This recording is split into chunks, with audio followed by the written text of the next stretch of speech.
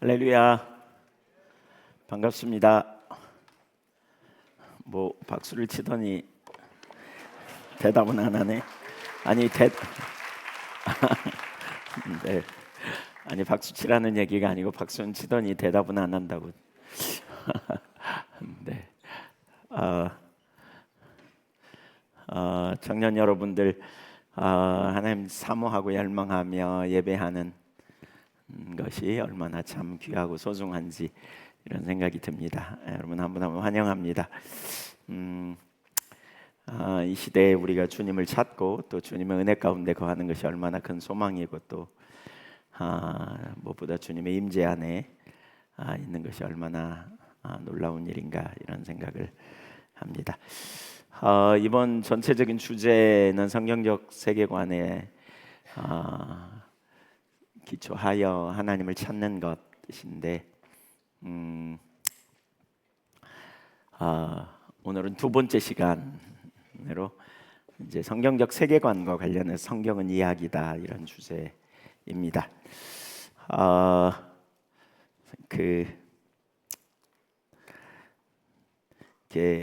청년들 중에 뜨거운 열정을 가지고 헌신하는 여러분의 선배들, 뭐 지금 40대 중반 뭐 이런 사람들도 있으니까 하여튼 선배들을 많이 봤어요.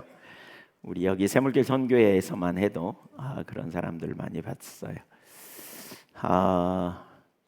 참 절박하게 하나님을 찾고 은혜를 구하고 또 어디든지 가라 그러면 갈 태세를 갖춘 이런 선배들을 열정이 있는, 열망이 있는 그런 열망이 있는 분 손 들어보세요. 네. 물속에라도 불속에라도. 네. 근데 시간이 지나면서 그들이 변질되더라고요. 많이 변해요. 이렇게 좀 달라져요. 남는 사람도 있지만 달라진 사람이 많아요. 이게 웬일인가 싶었어요. 옛날에는 안 그랬는데 왜 그랬지? 이제 누구하고 물어봤어요. 왜 그러느냐고. 그랬더니 목사님 저만 그런 게 아니고 다 그러더라고요. 이렇게. 뭐가 문제일까요? 뭐가 문제일까요? 제가 알기로는 지금까지 본 중에 가장 열정이 있고 헌신적이고 뜨거운 열망이 있었던 사람이었는데 뭐 이렇게 좀 어려우니까 교회도 잘 안 나가고 뭐 이렇게 그러면서도 한편으로 과거에 받은 은혜의 기초에서 뭔가 됐다고 생각하고 지금 현재는 없지만 뭐 그런 자리에 머물러 있는 사람들, 뭐가 문제일까요? 제가 보니까 은혜를 받고 열정이 있고 열망이 있으면, 은혜는 노력으로 받아요? 선물로 받아요? 선물로요. 근데 희한하게 은혜 많이 받은 사람은 자기가 잘해서, 자기가 특별해서 은혜 받았다는 생각을 좀 갖는 것 같아요. 그러다 보니까 마음이 높아져요. 이렇게. 그리고 높아지고 마음이 높아지면 나타나는 특징 중에 하나는 배우려는 자세가 사라져요. 겉으로는 열심히 해요. 헌신도 하고 봉사도 하고 막 열심히 해요. 근데 점점 말라지는 본인의 상태를 알아요. 그리고 이렇게 말씀을 들으면서 졸음도 오고 열심히 뭔가 하려고 하지만 잘 안 되고. 네, 그런 사람 알고 있는 사람 손 들어봐요.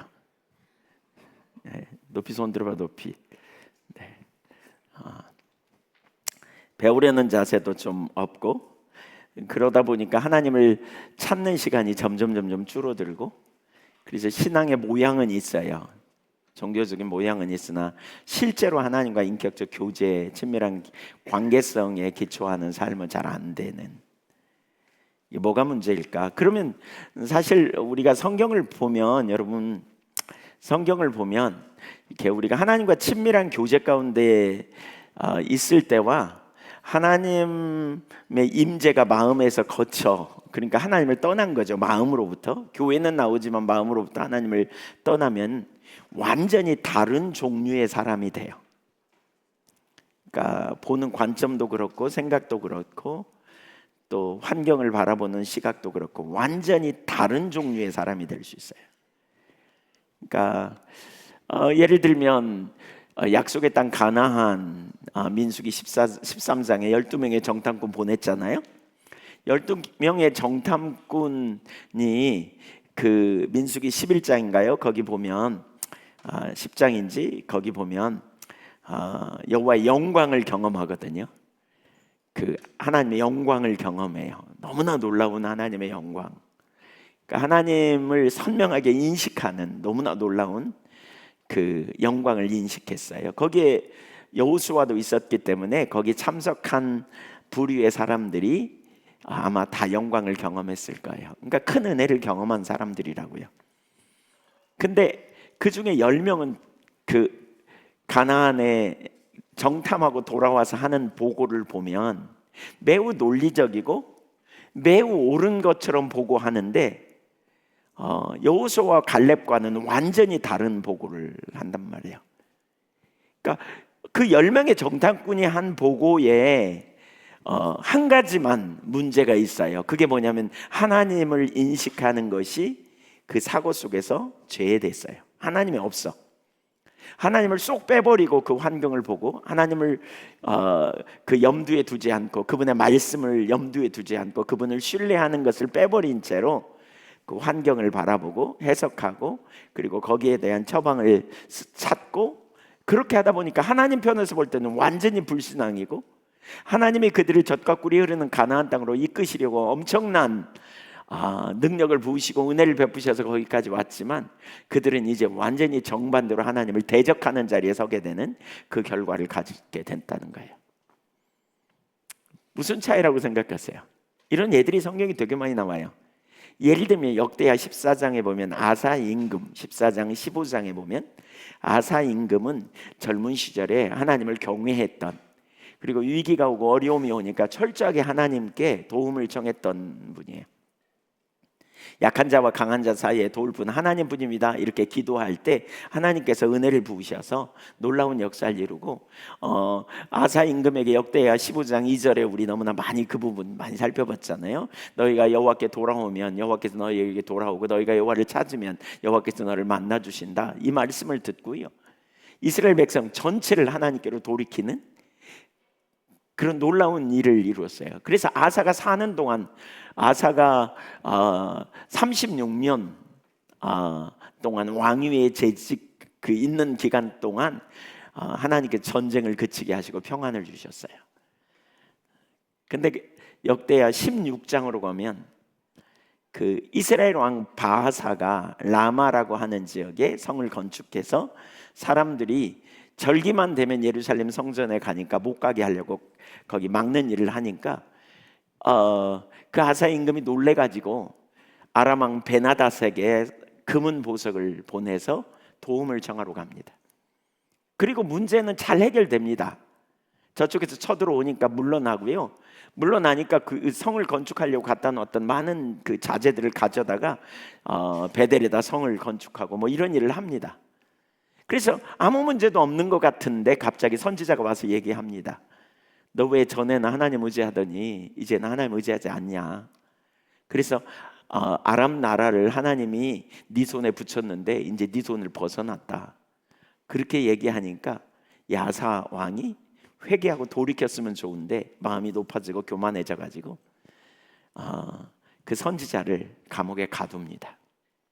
과거에는 선지자가 말할 때 듣고 순종함으로 놀라운 역사가 있었는데 마음이 높아지고 교만해지니까 그 자리로 갑니다. 뭐가 문제일까요? 뭐가 문제라고 생각하세요? 하나님과 지속적인 동행이 안 돼서 그래요. 자기중심으로 돌아가서 그래요. 그러니까 은혜 받으면 우리는 그 은혜가 끝까지 보장하리라는 생각이 들어요.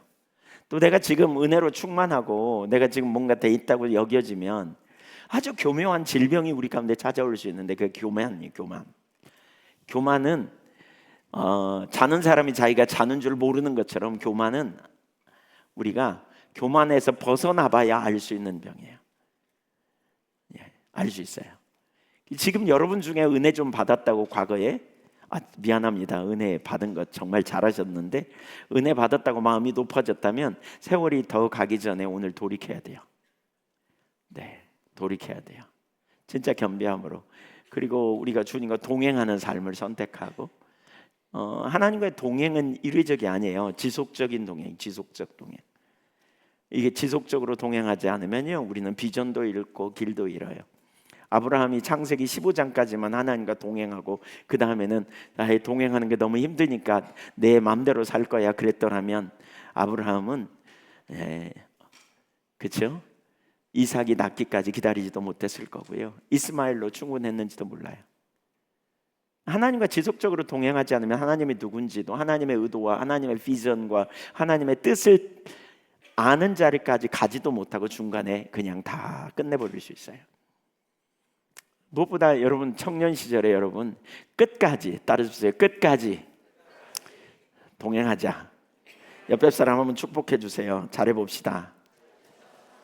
네, 잘해봅시다. 네, 끝까지 우리가 그 자리에 가야 돼요. 자, 근데 이제 그렇게 되기 위해서 아주 중요한 한 가지가 있어요. 그게 뭐냐면 우리의 세계관이 변화돼야 돼요. 그러니까 우리가 사실 많은 영역에서 오늘날 우리가 하나님 성경적인 그러한 지식이 많아도 실제적인 삶의 영역에서는 하나님의 기준이 아닌 다른 기준을 우리가 붙들고 그걸 삶에 적용하고 또 그렇게 선택하고 그렇게 살아가고 있는 경우가 허다해요. 우리 그리스도인은 성경을 따라 살아야 돼요. 성경적 이야기를 따라 산다 이렇게 표현하는데 성경을 따라 살아야 돼요. 예. 그래야 우리 삶에 놀라운 승리가 있어요. 그런데 사실 성경적 이야기를 따라 살기보다는 다른 이야기를 따라 사는 경우가 허다해요. 제가 오늘 이제 그런 이야기들을 좀 나눠보려고 해요. 이런저런 이야기. 예. 은혜 받고 우리가 뜨거운 열정과 열망이 있다 그래서 금방 무장되는 게 아니거든요. 여전히 어떤 영역에서는 세상적 가치관과 사상에 깊이 물들어 있는, 그래서 은연중에 그런 기준을 따라 사는 경우가 허다해요. 그래서 유혹도 쉽게 받고 무엇이 정말 능력 있는 삶인지 전혀 모르는 이런 삶. 하나 얘기해 볼게요. 신명기 30장에 보면 하나님이 생명이라 그랬거든요. 생명. 하나님이 생명이세요. 믿으십니까? 네. 진짜 믿어요? 여러분 삶에서 생명이 거치면 뭐가 있어요? 아니 생명이 거치면 어떻게 돼? 죽어요. 그러니까 생명이, 하나님이 진짜 생명이심을 알게 된다면 우리는 생명이 없으면 죽음이기 때문에 생명을 어떻게든지 유지하기 위해서 힘써요. 그 말이 의미하는 바가 뭐예요? 하나님이 생명이니까 하나님과 함께 안 하면 죽음이라는 거잖아요. 그러니까 우리가 진짜 여러분 속에 보세요. 여러분 코끝에서 호흡이 거치는 순간 끝나요. 여러분 코를 통해서 입 꽉 다물어 보세요. 입 다물어 보세요. 그리고 코로 숨을 쉬는 거예요. 지금부터 손가락 2개를 꺼내갖고 이걸 막으면 어떻게 돼? 어떻게 돼요? 죽어요. 좀 있으면 죽어요. 생명의 결핍은 죽음이에요. 하나님의 생명이란 말은 그런 의미예요. 여러분이 이 말의 의미가 아주 단순한 것 같지만 이걸 제대로 깨달으면요, 여러분 일생 동안 하나님 안 놓치고 살 거예요. 그분이 생사화복의 주관자요, 그렇죠? 우주를 창조하신 만왕의 왕이요, 그분이 나의 생명이에요. 하나님이 함께 하시기만 하면 시편 23편의 다윗처럼 사망의 음침한 골짜기를 다닐지라도 두려워하지 않고, 왜? 주께서 함께 하시니까, 생명이신 주님이 함께 하시니까 거기 놀라운 능력이 있겠죠. 그래서 하나님의 사람들은 온 힘을 다해 하나님을 찾았어요. 구했어요. 그러니까 무엇보다 중요한 게 여러분 성경적 세계관을 갖기를 애쓸 필요가 있어요. 그러니까 한번 따라주세요. 성경을 따라 살아야 한다. 네, 성경 이야기가 나의 이야기가 되고 우리가 그 이야기를 따라 사는 것이 자연스럽게 되어야 해요.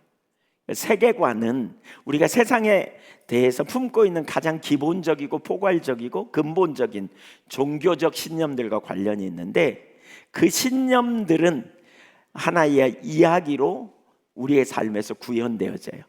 그래서 성경은 이야기예요. 이야기. 성경적 세계관을 갖는다는 것은 성경 이야기를 따라 우리가 살아가는 삶이라고 말할 수 있어요. 자, 몇 가지를 보겠습니다. 오늘 보니까 조별 모임도 저녁에 하네요. 조별 모임? 네, 조별 모임 해야 되는구나. 1번, 네, 이야기 혹은 메타 내러티브. 그러니까 세상을 이해하고 우리 삶의 의미를 이해하기 위해 어떻게 살아야 할지, 또 어떤 중요한 결정을 내리기 위해 우리는 어떤 이야기에 근거합니다. 그러니까 이야기라고 말할 때 어떤 틀, 프레임이죠. 우리 삶의 프레임이에요. 어떤 기준이라고 말할 수 있고, 그 이야기의 기초에서 내가 지금 어디에 있고 내가 누구이고 내가 뭘 해야 하는지를 우리가 알 수 있는 것을 이야기라고 말해요. 그러니까 오늘날 많은 학자들이 이야기가 세상에 실제로 존재하는 방식을 가장 잘 설명해 주는 것이다. 그러면서 아주 깊은 차원에서 기초적이고 근본적인 이야기의 맥락 속에 살아간다는 사실, 그래서 이야기가 인간의 삶에 가장 중요하다는 사실이 점점 인식되기 시작했다, 이렇게 말합니다. 그러니까 이야기, 여러분 보세요. 옆에 사람 한번 보세요. 네, 옆에 사람을 어떻게 알 수 있어요? 보면 알아요? 모르죠. 어떻게 알아요? 예, 대화를 통해서 알죠. 대화를 하면서 내 이야기, 살아온 이야기, 가정 이야기, 부모님 이야기, 또 어떤 문제가 있을 때 내가 그것 때문에 기분이 나빴다, 그러면 그걸 보면서 이 사람이 어떤 가치관을 가지고 있고 어떤 가정 환경이 있었고 어떤 삶을 살아왔는지를 우리가 알게 되는 거죠. 그래서 인간 관계가 깊어지려면 소통이 있어야 되고, 그 소통은 자기를 계시함을 통해서 서로 알게 되는 거죠. 하나님 자신 우리에게 계시해 주셔서 우리가 하나님을 알죠. 예, 하나님 계시 안 해주시면 우리가 몰라요. 그 계시가 성경이죠. 이제 성경이에요. 그리고 성령의 조명으로 우리가 더 깨닫게 되는 이런 일들이 이제 우리 가운데 있어야 돼요. 동시에 사람 사이에도 그래요. 근데 그 이야기를 통해서 우리가 알게 되잖아요. 근데 얘기를 많이 하다 보면 이 사람은 어떤 기준을 가지고 어떤 가치관을 가지고 어떻게 살아가는가, 이런 어떤 프레임 같은 게 있죠. 틀, 이런 게, 그걸 이야기라고 이렇게 말해요. 동화책 속의 이야기가 아니라, 만들어낸 어떤 공상의 이야기 아니라 세상에 대한 우리의 이해를 돕고 어디서 왔는지 누구인지 삶의 목적이 무엇인지 이것에 대한 답을 해주는 그러한 이야기를 말해요. 그러니까 이 이야기들은 세상과 그 안에서 내가 누구고 지금 어디에 있는지 자신의 위치를 알게 해주는 포괄적인 이야기. 그래서 또 보편 역사를 어떤 시각으로 보게 하는지 그러한 의미를 우리에게 알려주기도 하는. 그래서 이걸 뭐라 그러냐, 그러니까 성경이 바로 이러한 이야기라고 말하는데, 메타 내러티브, 거대의 서사, 메타 서사 이렇게 얘기하죠. 메타 이야기, 큰 이야기 이런 의미로 이야기하고 있죠. 그 밑에 첫 번째, 우리 모두는 다 이야기를 가지고 있습니다. 모든 사람은 자신이 믿든 말든 한 가지의 이야기를 가지고 있습니다. 우리 인생의 틀을 잡고 인생에서 만나는 경험의 의미를 해석하는, 그래서 우리 모두는 예외 없이 어떤 특정한 이야기에 의존해서 그러한 삶을 살게 된다는 거예요. 우리가 인식하지 못해도 다 이야기를 가지고 있어요. 아울러 수많은 이야기가 우리 주변에 있어요. 오늘날 수많은 이야기가. 예를 들면 현대 과학은 우주의 기원을 어떻게 봅니까? 네, 139억 9,900만 년 플러스 마이너스 210년 그때 빅뱅을 통해서 폭발해가지고 우주가 만들어졌다 이렇게 얘기하죠. 그래서 진화를 통해서 이제 거기 생물이 생기고 또 어떤 그러한 우연에 의하여 생명이 생기고, 그리고 인간의 출현 쪽으로 나아가는 큰 이야기의 틀을 전제해서 오늘 인류의 기원을 거기서 찾고 우주의 기원을 거기서부터 찾는. 근데 이 이야기를 가지고 굳게 믿고 있는 사람들은 그 이야기에 따라서 삶을 살아가요. 그 이야기. 뭐 예를 들면 우리나라 옛날 뭐 그러죠. 단군 그 설화 이야기, 이런 이야기의 기초에서 우리 조상님들이 살아가는 이런, 또 회교도들에게 그들의 이야기, 불교도들도 마찬가지고 이야기가 있단 말이야. 이야기. 여러분이 성장 환경에 또 자라는 과정에 또 이렇게 중고등학교나 아니면 대학 시절이나 아니면 지금도 어떤 문학에 깊이 심취되는, 어떤 사람이 쓴 소설 혹은 문학에 깊이 심취된, 철학적인 사고에 깊이 심취된 이런 경험이 있다면 그 어떤 철학적 그런 요소들이 여러분의 삶에 큰 이야기로 들어와 있을 수도 있어요. 그러한 게, 제가 아는 어떤 분은 니체 철학을 청년 시절에 깊이 읽고, 그런 니체적인 사고, 니체가 오늘날 그 포스트 모더니즘이 그 니체의 영향으로 나온 거잖아요. 그래서 그런 사고 체계가 되게 깊이 가지고 있다가 그 부분을 나중에 성경과 굉장히 많이 이렇게 충돌이 일어나고 잘못됐다는 사실을 깨닫고 그걸 회개하면서 그 삶에 놀라운 변화가 일어나는 그 경험을 했어요. 가인울림 같은 현상이 끊어지는 이런 일들이 일어났어요. 그러니까 그러한 어떤 그 이야기가 우리 주변에 굉장히 많이 있다는 거예요. 모든 이야기 속에서 자신의 정체성을 찾고 삶의 목적이 무엇인지에 대해 답을 찾아요. 그리고 그 이야기는, 우리가 가지고 있는 큰 메타 내러티브, 이러한 이야기는 그 이야기에 따라 사는 삶에게 헌신을 요구해요. 그래서 종교적이라 그래요. 종교적. 예.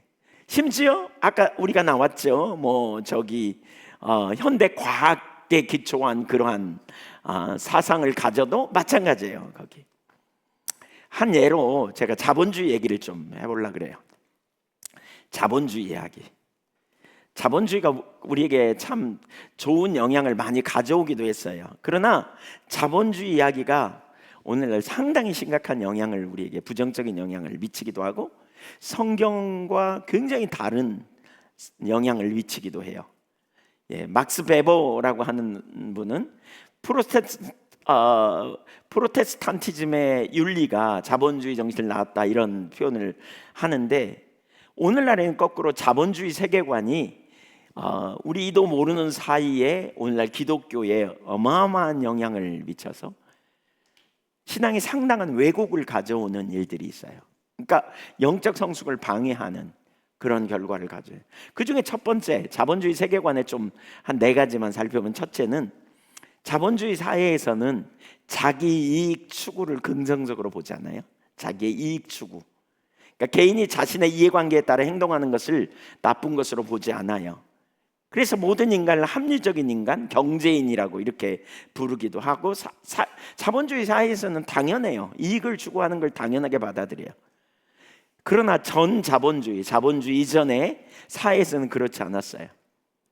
그러니까 예를 들면 중세 유럽에서 영주에게 충성을 맹세한 어떤 기사가 더 넓은 땅을 주겠다고 약속하는 다른 영주를 위해 봉사를 하기로 결정한다면, 말하자면 이직하는 거예요. 말하자면 오늘날로 말하면 이직하는 거예요. 그러면 뭐냐? 예, 개인적 합리적 선택이구나, 이렇게 말하지 않아요. 뭐냐? 배신자다, 이렇게 낙인이 찍히는 거죠. 그러니까 알버트 허슈만이라고 하는 학자는 이런 표현을 해요. 이해관계와 열정이라는 책에서 자본주의의 도래는 열정이 지배하는 사회에서 이해관계가 지배하는 사회로 전환된 것이다 라고 지적해요.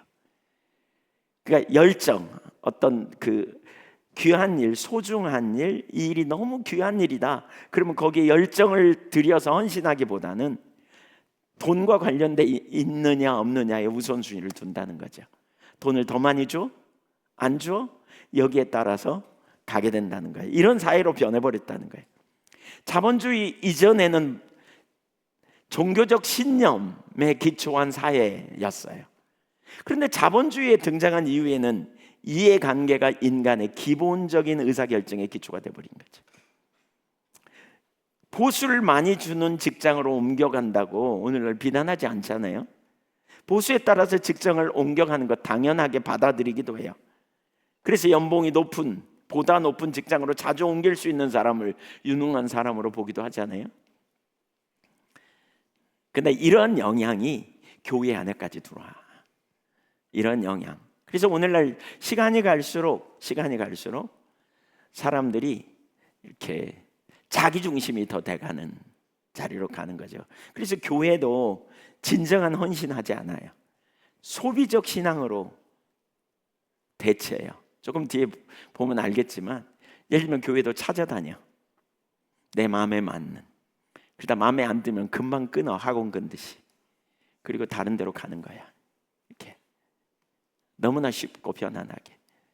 진정한 하나님 나라와 영광을 위해 헌신하는 일이 잘 안 되는 이러한 사고체계. 사실 여러분 자본주의 그러한 가치관 여러분 속에 얼마나 깊이 뿌리 박혀 있는지 좀 봤으면 좋겠다 싶어서 나누는 거예요. 두 번째로 자본주의 세계관을 이루는 것은 공리주의적 윤리관이죠. 공리주의 좀 공부하는 것 같다, 그렇죠? 공리주의란 어떤 행위의 옳고 그름을 행복을 증진시키는가 감소시키는가를 가지고 판단하는 사상이죠. 공리주의에 기초한 자본주의 사회에서는 선택의 판단 기준은 효율성이에요. 효율성. 그러니까 효율이 얼마나 높으냐. 그래서 효용을 높이는 선택이 올바른 선택이고 합리적인 선택이고. 예를 들면 정의란 무엇인가라고 하는 책, 우리나라에 나온 누구죠? 하버드 대학의 그 교수가 쓴 그 책에 보면 그런 얘기가 나오거든요. 이런 얘기 하면 오늘 날 새야 되는데, 아무튼 여러분 좋으니까 제가 그 얘기 좀 해주려고. 아니, 하지 말까? 전차를 운전해요. 내가 전차를 운전해요. 여러분이 전차를 운전해요. 근데 브레이크가 고장 났어요. 그래서 안 멈춰. 근데 저기 5명이 일하고 있어. 그러니까 5명을 죽일 수도 있어. 근데 이쪽에 샛길이 하나 있어요. 평상시 안 다니던 길이에요. 거기 한 사람이 일하고 있어요. 그러면 여러분 밀을 거예요? 일이 틀 거예요? 밀겠다. 손 들어보세요. 틀겠다. 손 들어보세요. 한 사람. 이런 판단이 공리주의적 판단이죠. 근데 그게 정의냐 뭐 이런 거죠. 그분이 또 이런 얘기를 해요. 이런 얘기를. 여러분이 이제 보고 있어. 그 모습을 보고 있어. 이렇게 보고 있어. 근데 가면 5명 죽이게 생겼어. 근데 뭐라도 밀어가지고 거기다 빠뜨리면 이게 쓸 것 같아. 바퀴를 하면. 근데 자기는 너무 빼빼해가지고 자기가 떨어져서 희생하면 살릴 수 있다면 자기가 희생하겠다 이런 생각도 드는데 너무 몸무게가 조금 나가고 안 될 것 같아. 근데 옆에 있는 어떤 둥둥한 사람이 이렇게 그냥 무심코 이렇게 바라보면서 있어. 밀어버리면 그냥 떨어질 수 있어. 그러면 전차도 쓰고 5명도 살 것 같아. 어떻게 할 것 같아요? 밀겠다. 손 들어보세요. 안 밀겠다. 고민해 보세요. 어떻게 할지. 그러니까 정의란 무엇인가 이렇게 이제 그분은 거기 책에 그러면서 정의를 이렇게 이야기를 해요. 근데 이제 다수의 유익을 위해서 소수가 희생한다 이런 게 공유주의적 관점에서 좀 그렇죠. 근데 여기서 경제학에서 그러니까 인간이 하루 중 몇 시간을 일하고 몇 시간을 여가로 즐길 것인가에 대해서 판단하면서 이렇게 노동에 대해서 노동은 소득을 가져다 주기 때문에 의미가 있을 뿐이고 그리고 여가는 행복을 증진시키기 때문에 효용을 증대시키는 것이고 따라서 가능한 많은 재화와 그러니까 돈과 여가를 즐기도록 노동 시간을 결정하는 것이 올바른 선택이라고 보죠. 그런 관점으로 본다면 오늘날 성경적인 원리와 굉장히 차이가 있죠. 성경은 일 그 자체가 또한 소중하다고 말하지 않아요? 노동 자체가 하나님의 명령이고 축복이기 때문에 가치를 지니는 이러한. 근데 전혀 다른 가치관으로 이렇게 접근하는 그리고 자본주의 사회가 공유주의에 뿌리를 두고 있기 때문에 그 결과로 효율성과 경제성을 대단히 추구하는 거죠. 그래서 한 사회가 가장 중요시하는 것이 무엇인가를 보려면 건축 양식을 보면 알 수 있다, 이런 표현을 해요. 건축 양식. 대개 민주 정치를 중요하게 여겼던 그리스도 로마 시대에는 도시 중앙에 큰 광장을 만들었다는 거죠. 천국의 소망으로 가득 찼던 중세 유럽에서는 도시의 중앙에, 그러니까 그 교회를, 성당을 중심으로 교회 도시를 세우고 그 중앙으로 가장 높은 첨탑을 가진 그러한 성당을 세웠다는 거예요. 그리고 성당은 높은 공간을 가지고 스테인드 글라스를 통해서 하늘로부터 빛이 떨어지도록 해서 하늘나라를 연상시키는 이런 일, 이런 일. 그리고 예배를 드리는 가운데 그 2층에 안 보이는 영역에다가 성가대를 배치해가지고 천상에서 들려오는 음악처럼 이렇게, 이제 유럽에 가면 되게 그렇게 많이 돼 있거든요, 옛날 교회. 그러니까 그런 식의. 반면에 자본주의 도시의 가장 비싼 땅에는 금융가가 자리 잡는. 그래서 자본주의 대표적인 빌딩은 되게 사각 형태, 가장 효율성을 따지는. 자, 여기도 공간이 되게 높잖아요. 뭐가 많이 나가겠어요? 난방 하려면 이게 장난이 아니거든요. 그러니까 이제 효율성을 따지면 이렇게 안 지어야 되는 거죠. 짧게 어떻게 여기를 이렇게 올리든지 뭐 이런.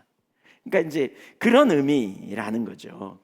그러니까 경제적인 영역을 부차적인 영역으로 여겼다면 자본주의는 돈과 경제성을 우선순위로 두는. 이런 영향으로 말미암아 나타나는 현상 중에 하나가 뭐냐면 옳고 그름의 판단 기준이 달라져 버렸다는 거예요. 우리는 하나님의 말씀이죠, 그렇죠? 전통 이런 게 되게 중요시가 있어요. 근데 지금은 뭐냐? 효율성이에요, 효율성. 유용하냐, 효율적이냐, 이게 자본주의에 나타난 사상이죠. 그래서 이렇게 효율성이 떨어진 일은 하지 않는 이런 자리로 가는, 이러한. 세 번째로 자본주의 사회에서 객관적인 가치는 시장에서 결정된다고 보죠. 시장에서. 그러니까 주관적 가치는 개인의 가치관에 따라 다르지 않아요. 가끔 가보면 어떤 그림들 있잖아요. 그림. 우리는 워낙 그림에 문외한이었기 때문에 그러지만 도대체 그림 같지도 않은 그림, 미안합니다, 이 표현이 잘못됐습니다. 내가 보기에 주관적 가치관이에요. 근데 그런 게 엄청 비싸게 붙어 있잖아요. 몇 천만 원 막 이렇게 붙어 있어요. 주관적 가치. 객관적 가치는 뭐예요? 시장의 수요와 공급의 힘에 의해 결정된다. 그렇잖아요. 그러니까 서양 중세 시대에는 그 공정한 가격이라는 게 있었다 그러지 않아요? 그걸 믿었어요. 그래서 상인은 자기가 판단할 때 공정 가격 이상을 받으면 이렇게 남의 것을 취한 도둑질한 것이 되어 가지고요, 죽기 전에 유언으로 자기가 공정 가격 이상 받았다고 금액을 계산해서 후손에게 갚아줄 걸 유언한 그런 기록들이 많대요. 남의 것 훔쳤다고. 그 어느 신부님은 스토를 하나 샀는데 사람들이 보더니 다 엄청 싸게 샀다고 막 이러니까 이분이 인상을 쓰고 들어가더니 그 다음날 그렇게 말하는 사람한테 가가지고 좀 돈을 대신 좀 내달라고, 그리고 전해달라고 그러고 회개했대잖아요. 우리 같으면 뭐라 그래요? 되게 잘 샀네, 뭐 이렇게. 나도 하나 사줘, 뭐 이런. 근데 이제 그런 거죠. 그 자본주의 초기의 경제학자들은 그래서 재화의 가치는 생산에 투입된 노동량에 따라 결정된다는 노동 가치설을 주장했어요. 어떤 물건이 다른 물건보다 2배나 더 비싼 것은 그걸 만드는데 2배의 수고가 들었기 때문에 비싸다, 이렇게 했어요. 그래서 그것이 옳다 이렇게 봤는데, 그러니까 누구죠? 칼 막스도 그런 견해에 동조했다는 거죠. 근데 어느 날 보니까 다이아몬드는 수고도 안 했는데, 별로 안 했는데 어마어마하게 비싸더라는 거죠. 왜 그러느냐? 사람들이 살려는 사람이 많으니까 비싸게 거래되는 현상을 발견한 거죠. 그래서 생산비만으로 결정되는 게 아니구나. 수요가 많느냐 적느냐에 따라서 영향을 미치는구나. 그래서 이제 수요와 공급에 의해서 결정된다고 하는 시장 가치론을 주장하면서 이를 당연하게 받아들이는, 그때 이후로 우리가 가지는 많은 사람들이 이 자본주의 영향의 심각한 빼단인데요. 뭐냐? 모든 것을 가치로 따지기 시작하는 거죠. 심지어 사람마저도. 그러니까 인간의 가치도 시장에 의해 결정되는 생각에까지 이르게 되는, 과연 이런 가치관이 옳은가? 여러분, 그 어떤 것이 가치냐? 여러분 지금 우리 숨 쉬잖아요, 그렇죠? 숨 쉬어요.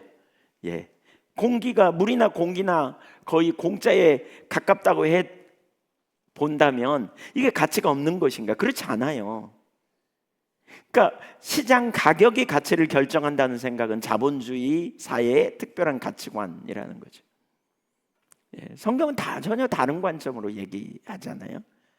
그래서 교회 안에서 차별을 가지고 대하는, 여러분 성경에서 하나님은 진짜 많이 다루고 있는 것 중에 하나가 뭐냐면 정의와 공의를 행하라는 말이거든요. 정의, 미시파트라는 말이고, 공의는 짜디크라는 말이에요. 공의는 우리 안에 있는 내면에서 사람을 공동체로 보라는 거예요. 차별 없이 공동체로. 미시파트라는 말은 법률적 용어고 공정하게 대해주는 거예요.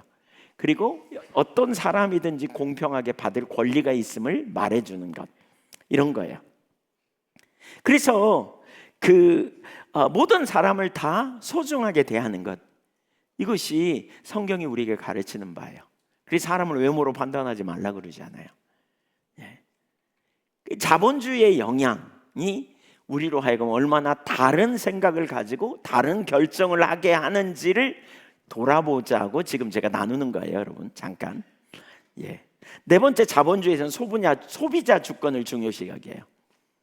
공산주의에서는 소비자 주권 인정하지 않아요. 당국이 계획해가지고 국가의 필요에 의해서 생산량 결정하고 그것을 생산해서 국민에게 배분하죠.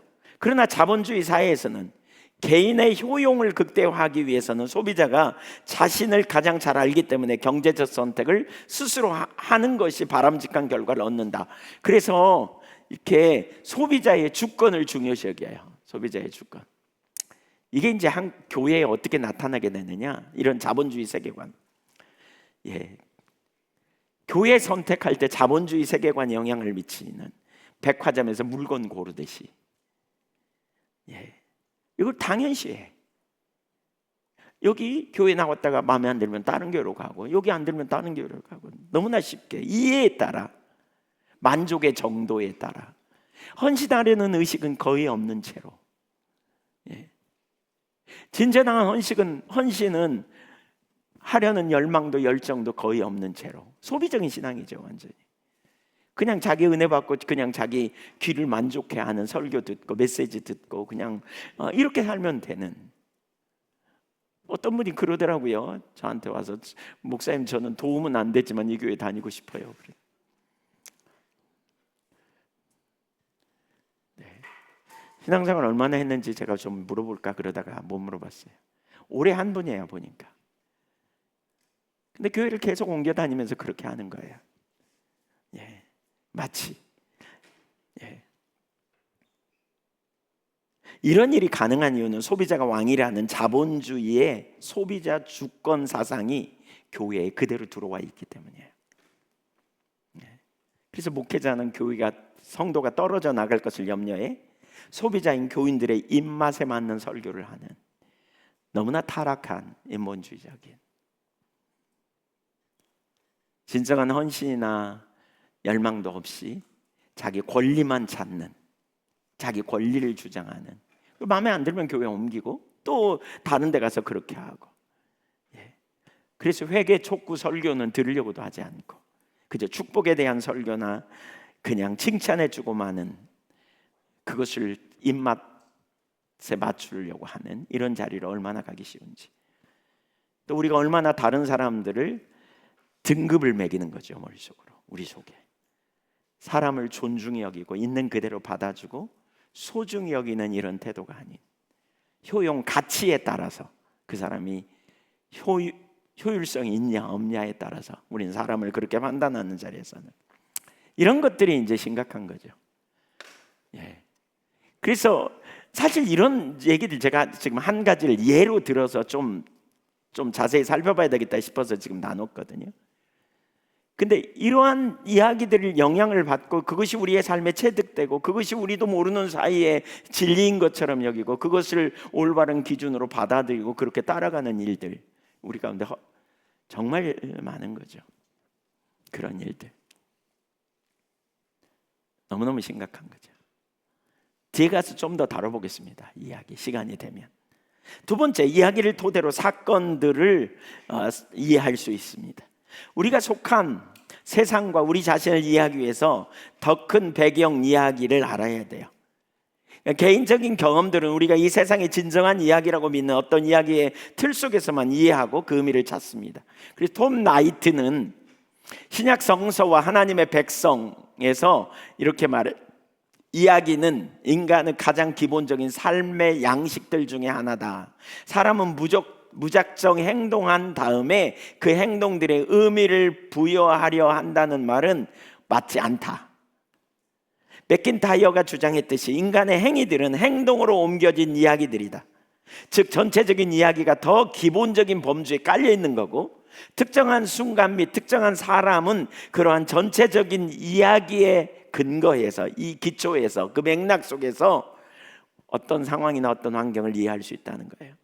그러면서 한 예를 들어요. 어떤 사람이 어떤 상황, 그 배경 이야기를 가지고 어떤 말을 들을 때 그 사람이 어떻게 그 말이 오겠는가. 비가 오겠다, 무슨 말인가?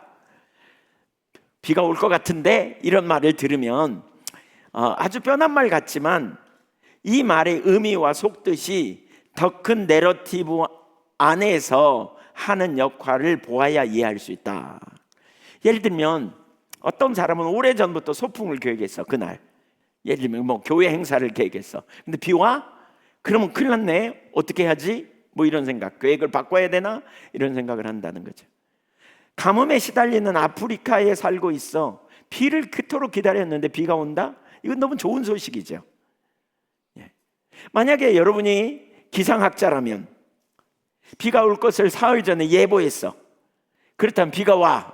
그럼 야, 내 말이 맞는구나.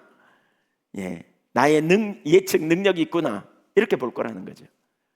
만일 우리가 갈멜산에서, 열왕기상 18장 갈멜산에서 엘리야의 말을 듣고 있어요. 비가 올 거라고.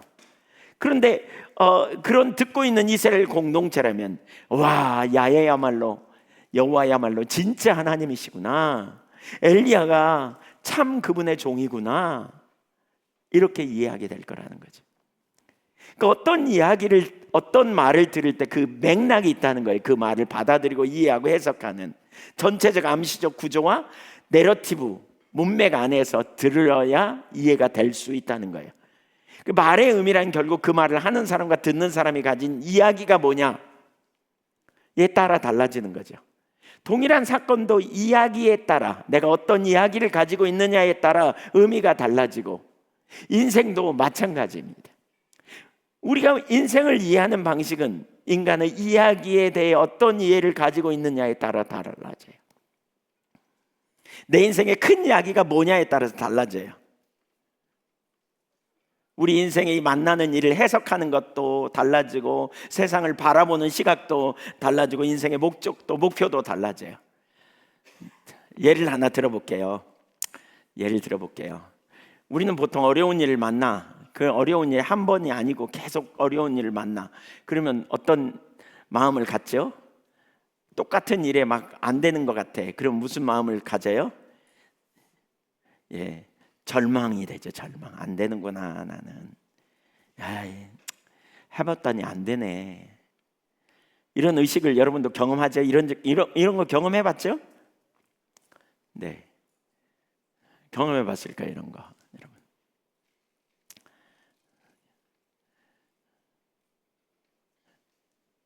아까 내가 그 얘기 예.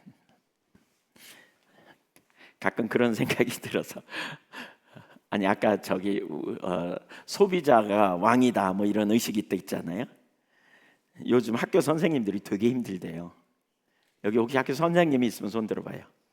선생님. 예. 학교 선생님들이 되게 힘들대요. 우리 최근에 학교 선생님 부부하고 같이 앉아서 얘기하는데 되게 힘들대. 그 뭐가 힘들냐 그랬더니 초등학교 2학년 담임인데 부모님한테 전화 온대.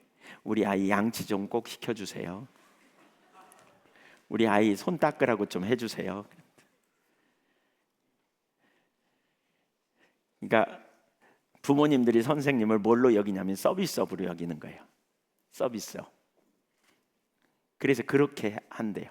그래서 무슨 일이 있으면 금방 전화 와가지고 왜 그렇게 했냐고 따지고 막 그런데. 그래서 선생님들이 사명을 잃고 서비스업으로 본인들도 이제 바꿔야 될 때인가 이런 얘기들을 되게 많이 한대요.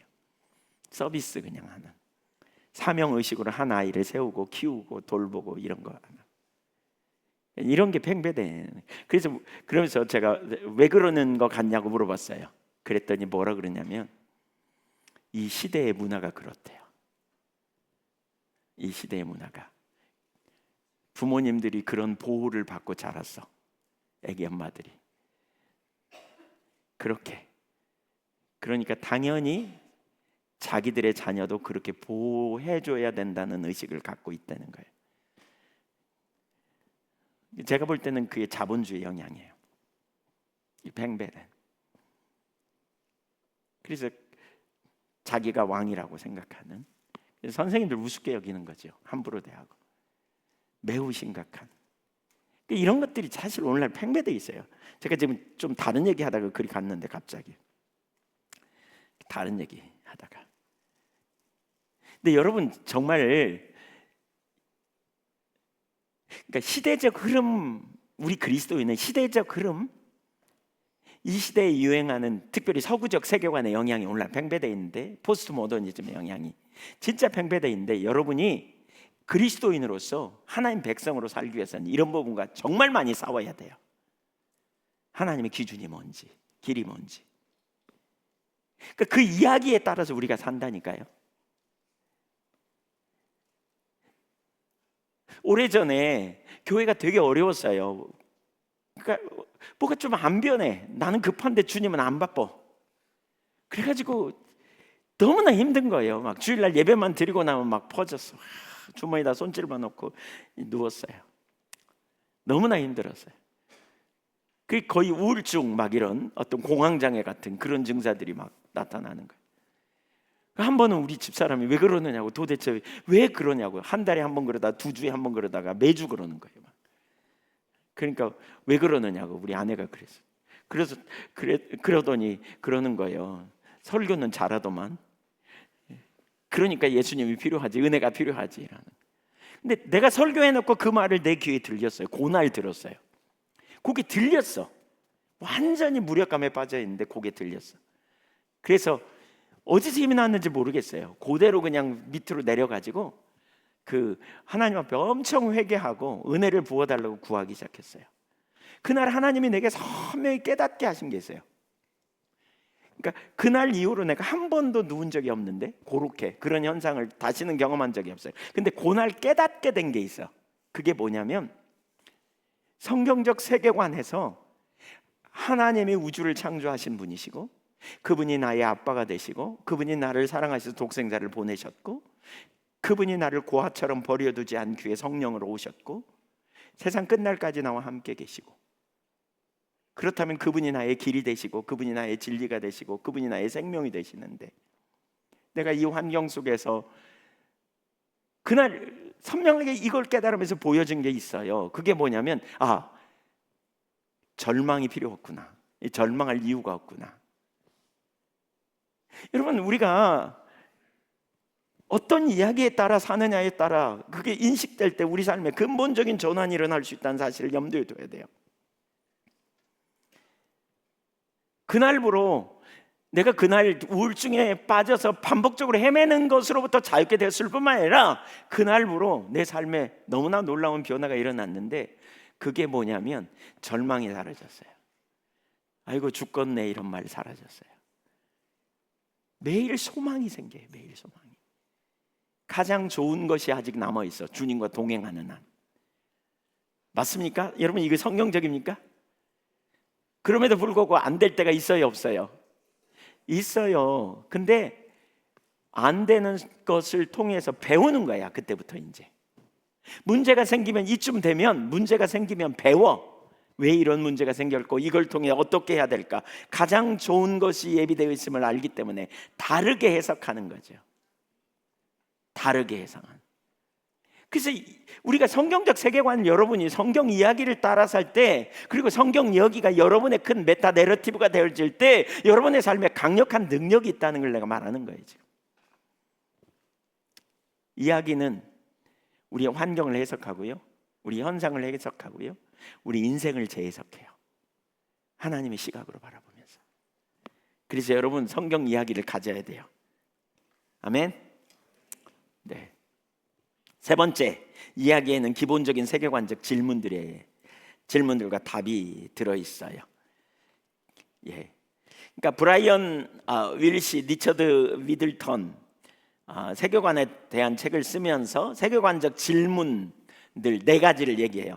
사실 세계관적 질문은 제임스 사이어가 쓴 기독교 세계관과 현대 사상 책에도 이제 여러 가지를 얘기하고 있고요. 많은 분들이 이렇게 이제 그 질문을 해요. 근데 여기서 이분들은 4가지 질문을 해요. 중요한 질문들을.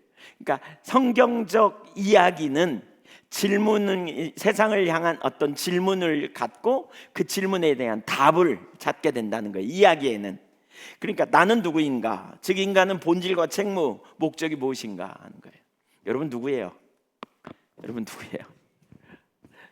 죄인이지만 그리스도 안에서 의로운. 여러분 어디서 왔어요? 삼신 할머니가 점쟁이 갖고 왔다, 뭐 이런 얘기 하잖아요. 아니면 원숭이가 우리 조상이야, 뭐 이런. 사람이 세계관에 따라서 이렇게 달라요. 아니면 전생에 뭐 이거 인도 세계관이죠. 그런 세계관 이야기를 깔고 있는 사람들이 있어요. 그래서 전생 얘기 맨날 하죠. 뭐 전생에 뭐 이런. 우리나라 미디어 이런데, 예능 프로 이런데 보면 그런 얘기 한 사람들이 얼마나 많습니까? 그 세계관, 기독교인인데도 버젓이 그런 얘기를 막 해. 그 세계관이 어디 있는지를 분명히 볼 수 있죠. 또 무엇이 잘못되어 있는가? 이 세상의 근본적인 문제는 뭔가? 뭐예요? 진화론자들은 이 세상이 잘못된 이유가 뭐냐? 진화가 덜 돼서 그렇다, 이렇게 말해요. 찰스 다인, 칼 막스,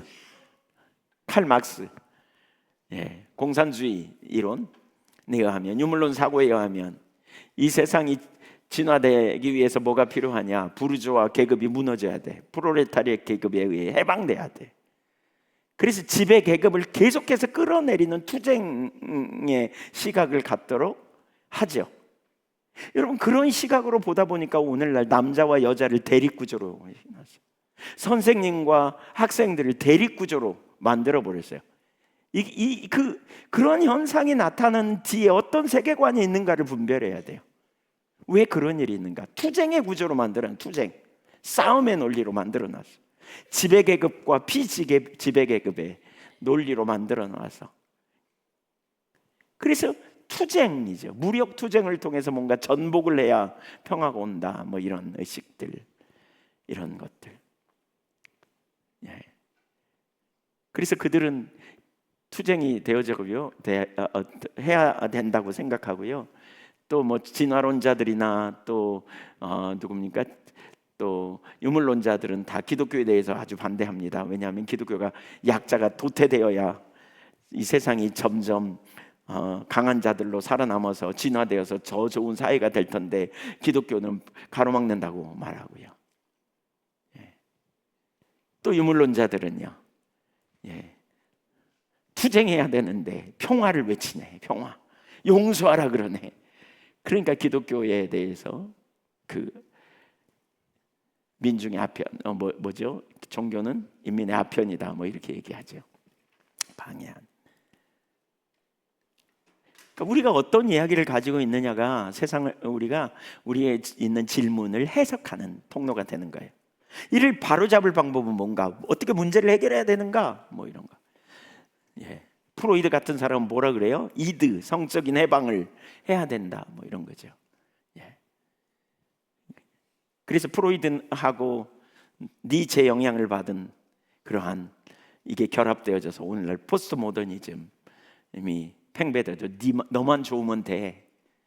네가 좋은 것이 행복한 거요. 그래서 뭐 텔레비 선전에 그런 거 있죠. 어쩌라고 막 이러면서 어쩌라고. 뭐 최근에는 뭐 그 행복이면 돼. 너만 행복하면 돼. 뭐 이렇게. 다른 사람이 뭐라 해도 괜찮아. 뭐 이런. 다 포스트 모더니즘에 그걸 반영하고 아무렇지도 않은 사고로 여러분 그거 따라하고 그런 의식이 여러분 속에 들어오는 것을 철저하게 가로막고 잘라내야 돼요. 이 질문들에 대한 대답이 우리가 살아가고 우리가 어떤 일에 결정을 내리고 행동하는데 핵심적인 역할을 한다는 거예요. 자신의 삶의 목표와 삶의 이유를 거기서 찾는 거죠. 네 번째, 이야기가 우리 개인 생활과 공동 생활 전체를 빚어내고 방향을 결정합니다. 한 사람이 어떤 이야기에 근거해서 사느냐에 따라 인생의 사건들을 해석하는 방식에 큰 차이를 보입니다. 예를 들면 어떤 사람이 이혼했어요. 그러면 그 관점이 달라요. 성경의 이야기를 따라 사는 사람은 이혼을 하나님 앞에 죄로 여겨요. 그러나 서구 문화 이야기에서는 개인주의와 상업주의에 기초하여 있기 때문에 이혼은 다소 긍정적인 것으로 그려집니다. 유물론 사고가 있는 사람은 억압 아래서 잘했다고 이렇게 말하기도 합니다. 비극이 아니라 오히려 개인의 행복과 성장을 위한 용기 있는 발걸음으로 평가합니다. 그러니까 실제적으로 어떤 정책이 있잖아요. 국가의 많은 정책을 결정하는 데 있죠. 그 이면에 이런 큰 이야기의 기초에서 일을 결정해 나가는 거예요. 많은 일들을. 그러니까 우리 기독교인이 정말 깨어있고 이런 부분에 무장되지 않으면 안 되는 거죠. 어떤 일을 결정하고 어떤 일을 해나갈 때. 그래서 제임스 사이어가 쓴 기독교 세계관과 현대사상 그 영어 제목은 The Universe Next Door라고 말하고 있습니다. 그러니까 우리가 잘 아는 이웃도 다른 우주에 사는 사람이다 이렇게 평가하는 거죠. 왜냐하면 이야기가 다르면 생각이 완전히 다른 거예요. 다른 사고와 다른 생각을 가지고 살아가는 거죠. 그 진화론의 영향을 받아서 왜 우생학이 나왔잖아요. 그 우생학이 정말 많은 나쁜 영향을 미쳤잖아요. 우생학, 흑백 논쟁, 흑백 차별 논쟁, 유대인 600만 명을 학살하는데도 거기 일조했고요. 남아공 정책, 남아공의 인종 차별 정책 이런 게 다 그 영향으로 나온 거거든요. 근데 이런 걸 아무렇지도 않게 분별 없이 우리가 받아들이게 된다면 어떻게 될까요? 포괄적이에요. 이건 정말 포괄적입니다. 개인의 생활뿐 아니라 공동체, 심지어 나라에게까지, 정책에까지 심각하게 영향을 미치는 그 사고가 어디서부터 나왔는가를 우리는 잘 알아야 돼요. 특별히 청년들이 이걸 정말 잘 알아야 돼요. 여러분 청년 시절에 이 부분을 잘 인식해야 돼요. 전체주의에 빠져서 나치 히틀러가 전쟁을 일으켰을 때 수많은 신학자들이 거기 붙은 거 아세요, 여러분? 전체주의에 빠져서 많은 신학자들이 그 히틀러를 찬양하고 히틀러가 하는데 함께 했다는 거 아세요? 너무나 심각한 거죠. 다 밑에 뭐가 있느냐? 이야기예요. 한번 따라서 보세요. 기본이 튼튼하면 바르게 쌀 수 있다. 그래서 저는 성경적 세계관에 여러분이 기본이 정말 튼튼하게 쌓여지면 좋겠어요. 성경적 세계관의 기초에서 무엇이 진리인가? 그 기초는 성경 이야기에 분명하게 기초해야 돼요. 성경 이야기. 성경 이야기에 우리 삶의 그 메타 내러티브로 우리가 쫙 깔고 있다면, 그리고 그렇게 세워진다면 우리 삶에 진짜 놀라운 변화가 일어날 거예요. 정말 이 부분을 우리가 잘 알고 있습니다.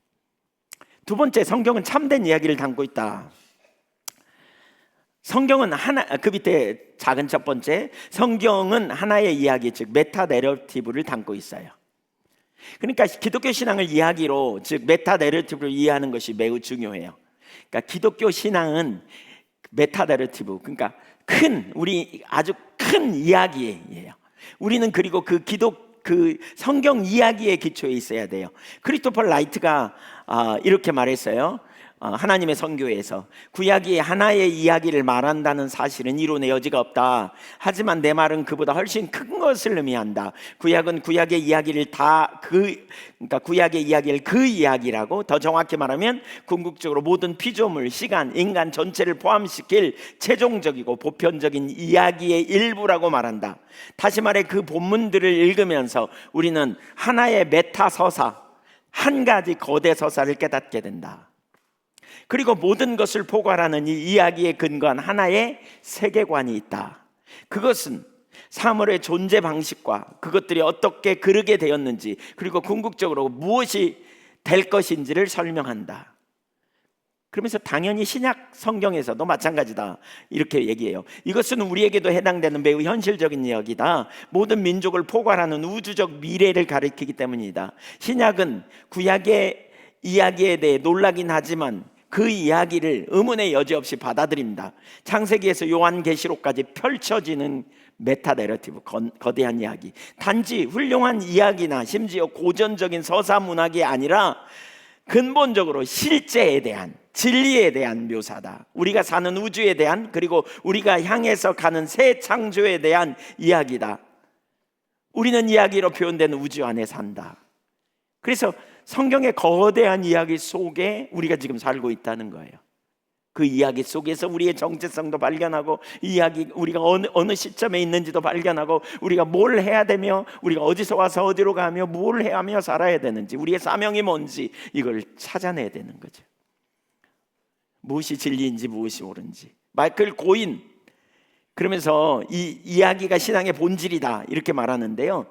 이야기는 기독교 신앙의 본질 자체를 위한 전체를 아우르는 범주다. 기독교 신앙이 바로 이야기로, 창조로 시작해서 인간의 반역, 그러니까 기독교 성경 이야기가 이거죠. 창조로 시작해서 인간의 반역과 죄에 대한 해결책으로서 이스라엘을 선택하는 것을 거쳐 궁극적으로 그 절정의 순간을 예수의 인격과 사역에서 발견하며 그리스도가 재림하셔서 자신의 사역을 완성시키기 전까지 교회의 선교를 통해 세계로 나간다. 창조, 타락, 구속, 그 구속을 위해서 이스라엘 택하시고, 그리고 이제 예수 그리스도를 보내시고, 그리고 예수 그리스도의 십자가의 대속의 놀라운 일을 이루시고 부활을 승천하시고 교회를 세우셔서 그 교회를 통해 다시 오실 예수 그리스도, 그분이 오실 때까지 이 땅에서 뭐예요? 선교의 사명을 감당하도록 하시는 거다 이거죠.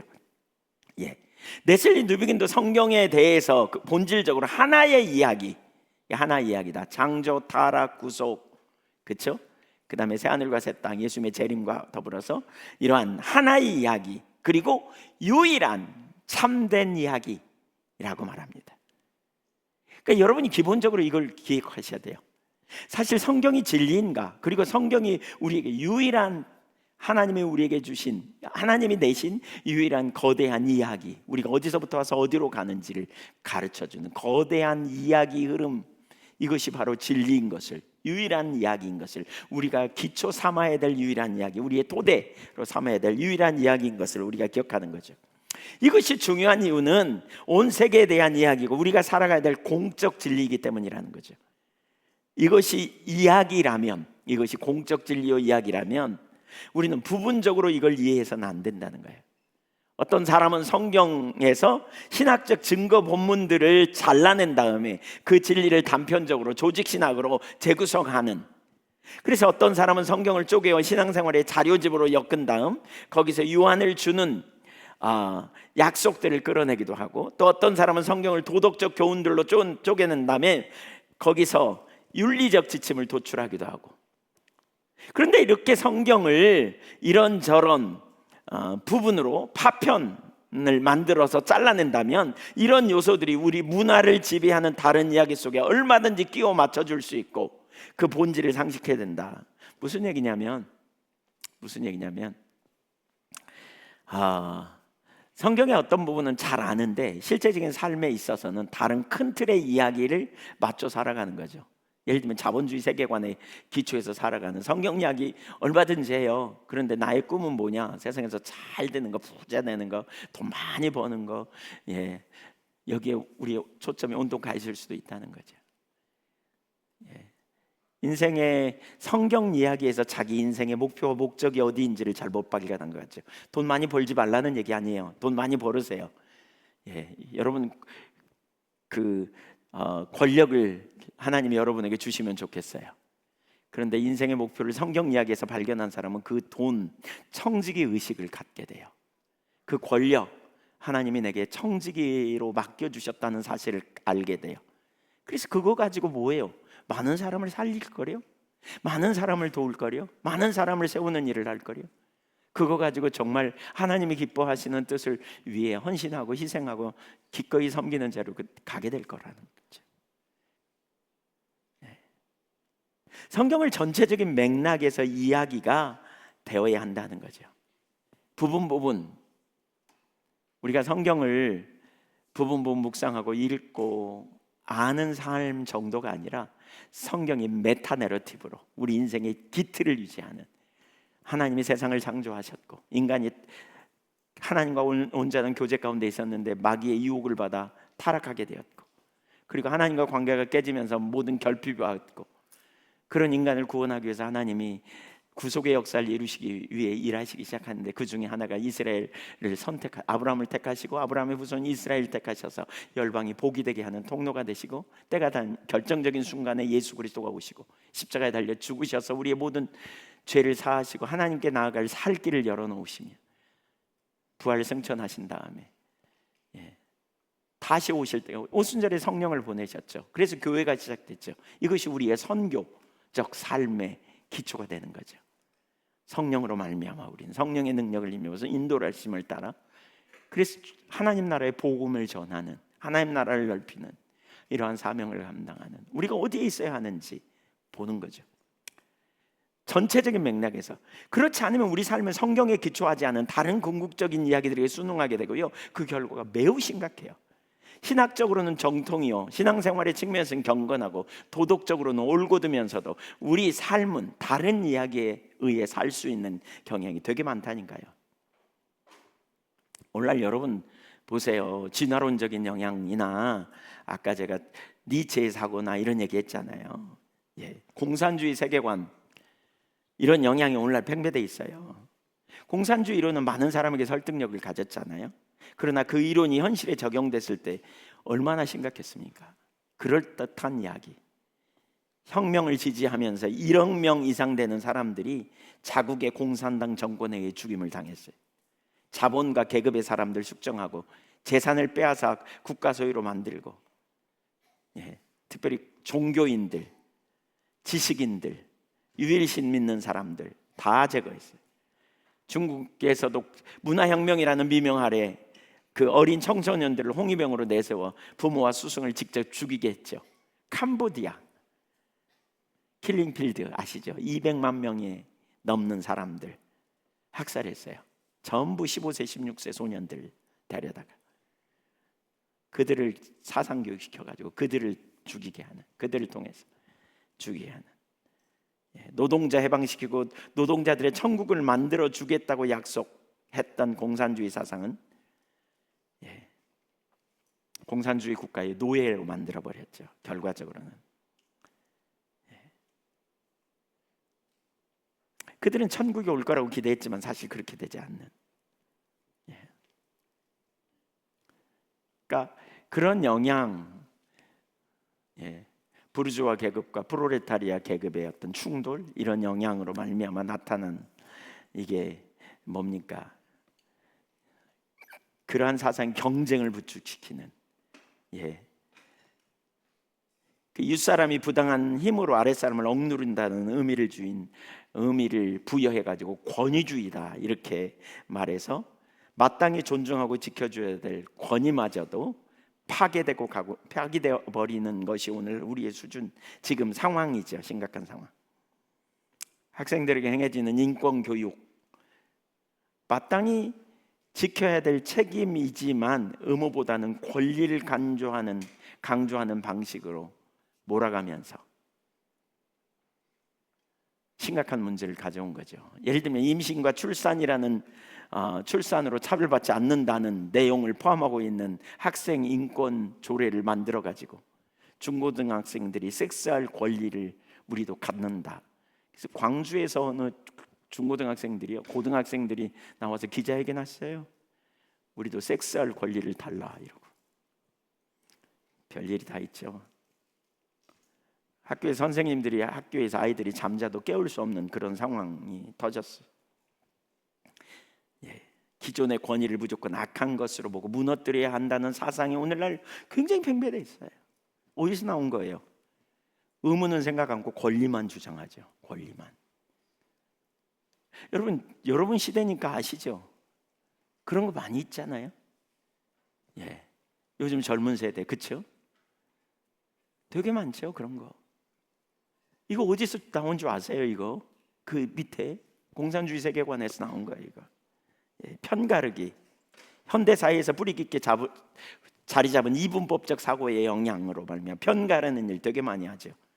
그러면서 어느 한 편을 택해 이러잖아요. 그래서 자기 편 택하지 않으면 상대편은 내 편이 아니면 잘못된 거야 이렇게 말하는. 그래서 우리나라가 정치적인 이데올로기로 심각하게 나라가 나눠져 버렸어요. 기독교인들마저. 그 이면에 뭐가 있는가를 봐야 되는데, 그 이면에 무슨 논리가 있는지를 봐야 되는데 심각한 거죠. 한 편을 선택하면 자신이 선택한 편이 유리하도록 해석하고, 우리나라 정치가 지금 대표적으로 그런 예가 아닌가 싶어요. 그 밑바닥에 뭐가 있는지를 우리가 봐야 돼요. 마르크스 세계관의 영향이라고 봐요. 저는 이 영향으로 사람들은 늘 무언가를 기준 삼고 사람들을 나누고 비판하는 일을 자꾸 하는 거죠. 서로 미워하고 당을 지어 싸우는 일이 인류 역사에서 늘 있어 왔지만, 그 세계관의 영향, 마르크스 세계관의 영향을 받은 사람들이 보이는 특이점은 가해자와 피해자를 두고 프레임을 만들어요. 프레임을 만들어요. 그래서 내 편, 저 편을 만드는. 우리 오래전에 정치적인 문제로 뭐 이런저런 얘기 교회 안에서 많이 나눴어요. 근데 지금은요, 나누면 싸워. 그리고 그냥 안 봐, 둘이. 이런 사고가 저는 이게 마르크스 세계관의 영향이라고 봐요. 이거 진짜 벗겨내야 돼요. 여러분, 이런 거 벗겨내야 돼요. 우리가 주님 하나 되라 그랬는데. 마르크스가 소유의 많고 적음으로 부르주아에 대한 부정적인 판단을 계속했던 것처럼, 각자의 시대와 상황에 따라 편을 가르는 프레임을 만든 뒤에 가해자라 생각하는 쪽을 몰아세우는 거죠. 공산주의 세계에서는 평등을 말하는데, 여기서 말하는 평등은 동질성을 띤 자기 편, 집단만을 위한 평등이죠. 차이를 배격함으로 모든 사람에게 동일한 소유를 주장하는 획일적 평등. 성경은 뭐라 그랬어요? 부자나 가난한 자 서로 다른 집단이 서로를 존중하며 함께 살아가라 그러죠. 차이를 인정하고 더 가진 자가 사회적 약자를 자발적으로 배려하고 돕는, 그게 뭐예요? 정의와 공의죠. 미시파트와 짜드크. 이게 얼마나 많이 강조되는지 몰라요. 얼마나 많이. 성경에서 평등보다 더 많이 등장하는 주제는 바로 돌봄과 섬김입니다. 모두가 경제적으로 똑같은 평등을 이루는, 그걸 추구하는 것이 아니라 모든 사람이 하나님의 심정으로 다른 사람을 공동체로 보는 거예요. 그래서 어떤 이유로든지 어떤 상황으로든지, 뭐 태어날 때부터 뭐 힘을 못 썼다든가, 신체적으로 문제가 있었다든가, 아니면 찢어지게 가난한 집에서 태어났다든가, 아니면 여러 후천적인 어떤 요인으로 어려운 일을 당하거나 억울한 일을 당했다면 그들을 어떻게 하라고요? 성경 뭐라 그랬어요? 그들이 살 수 있도록 해주라는 거예요. 살 수 있도록 해주라는 거예요. 이게 정의예요. 이게 공의예요. 이게 하나님의 마음이고요. 근데 이 프레임으로 싸우게 하는 거죠. 예. 네 편 아니면 내 편, 아니 저 편이든지 되든지, 아군이든지 적편이든지 적이든지 이 둘 중에 하나로 가라놓은. 여러분, 그 이면에 뭐가 있는지를 우리가 분석해야 돼요. 분별해야 돼요. 성경적 사고인가? 예. 거기 부안해동 해가지고 여러분 함께 그러지 마세요. 오래전에 어떤 분이 이데올로기적인 논쟁을 가지고 유튜브를 막 왔을 때 저는 되게 염려했어요. 이 심각하다, 이거.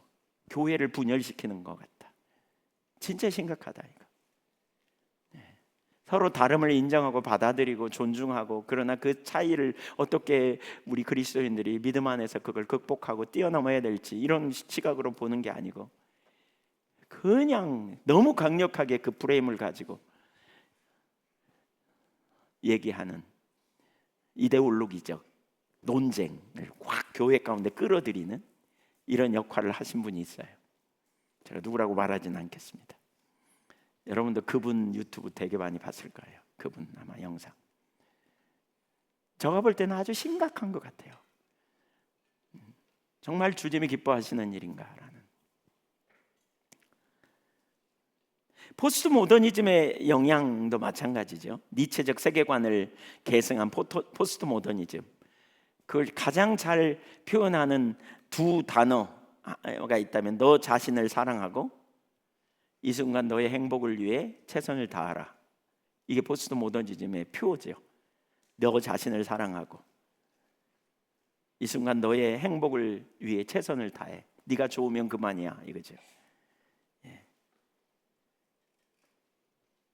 그러니까 자기 혐오와 절망에 빠진 젊은이들에게 새로운 희망을 불어넣어주기도 합니다. 그러나 역시 부분적입니다. 이게 아니죠. 심각한 영향. 성경은 뭐라 그랬어요? 너만 사랑하는 게 아니라 이웃을 사랑하라 그러잖아요. 섬기라 그러잖아요. 배려하라 그러잖아요. 포스트 모더니즘의 문화는 자기 아니면 남의 신경 쓸 거 없어, 남의 눈치도 볼 것도 없어, 네가 너만 좋으면 돼, 뭐 그런 거죠. 왜요? 윤리가 없으니까요. 니체가 신은 죽었다, 그러니까 염려할 필요가 없다, 네 맘대로 살아라 그러잖아요. 그 영향이 그대로 들어온 거죠. 그래서 하나님 없는데 뭐. 예. 그래서 영국에는 그런 광고도 떴다 그러잖아요. 신은 죽었다, 그러니 안심하고 즐겨라, 뭐 이렇게. 예. 이런 영향이 얼마나 심각합니까, 여러분? 이런 영향으로 오늘날 바람 피우는 가정, 깨지는 가정이 되게 많습니다. 나만 좋으면 되는데 뭐. 아들 자녀를 나누고 안 돌봅니다. 귀찮다는 거예요. 내 중심인데. 그러니까 방치해서 죽이는 일 되게 많죠. 그런 뿌리에 뭐가 있는지 여러분 분별해야 돼요. 이런 사고 밑에 무슨 이야기가 깔려 있는지를 분별해야 돼요. 우리 시대에 성경은 우리에게 이 세대를 본받지 말라 그랬죠. 마음으로 변화를 받아 하나님의 선하시고 기뻐하시고 온전하신 뜻이 무엇인지 분별하라 그러죠. 마음을 새롭게 함으로 변화를 받아라. 주변 문화가 보는 방식대로 우리가 보지 않고 우리는 새로운 시각이 필요해요. 새로운 관점이 필요해요. 성경 이야기의 안경을 통해 근본적으로 다른 방식으로 세상을 보려고 해야 돼요.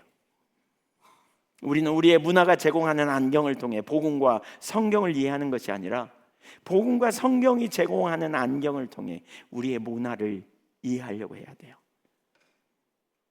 이런 일이 필요해요. 지금 여러분 청년 시절에 이런 무장이 필요해요. 여러분 무장이 필요해요. 이런 일. 우리가 성경을 하나 이야기로 보지 않고 파편화하면 사실 그러기가 불가능하죠.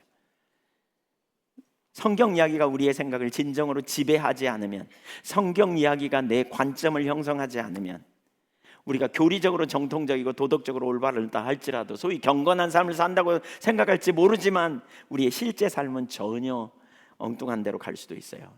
서구 현대 문화의 이야기, 그걸 따라 사는 이분법적으로. 예. 그래서 아까 그런 영향들, 찰스 다윈, 프로이드, 칼 막스, 이런 사람들, 헤겔의 다 제자들이죠. 그런 영향으로. 반해결파라고 말하지만 해결해져. 그들의 영향으로 말미암아 기독교가 심각한 영향을 받았는데 오늘 그 영향이 그대로 들어온 거예요. 더 심각하게 들어온 거죠. 포스트 모더니즘의 영향으로 더 심각해진 거죠. 그래서 우리는 정말 경각심을 가져야 되는 거죠. 경각심을. 시대를 분별하고 이 시대에 하나님이 뭘 하기 원하시는지, 그리스도인으로서 정말 주님께 헌신하는 믿음의 사람으로서. 그래서 한편으로는 우리는 더 성경 이야기가 무엇인지를 더 깊이 알길 힘써야 돼요. 이런 세계관 막 공부하려고 힘쓰기 이전에 성경적 세계관이 무엇인지를, 여러분 성경 이야기가 무엇인지를 먼저 공부한 다음에 그 다음에 그런 부분을 분별하려고 할 필요가 있어요. 두 번째, 성경 이야기는 참된 이야기로서 공적 진리입니다.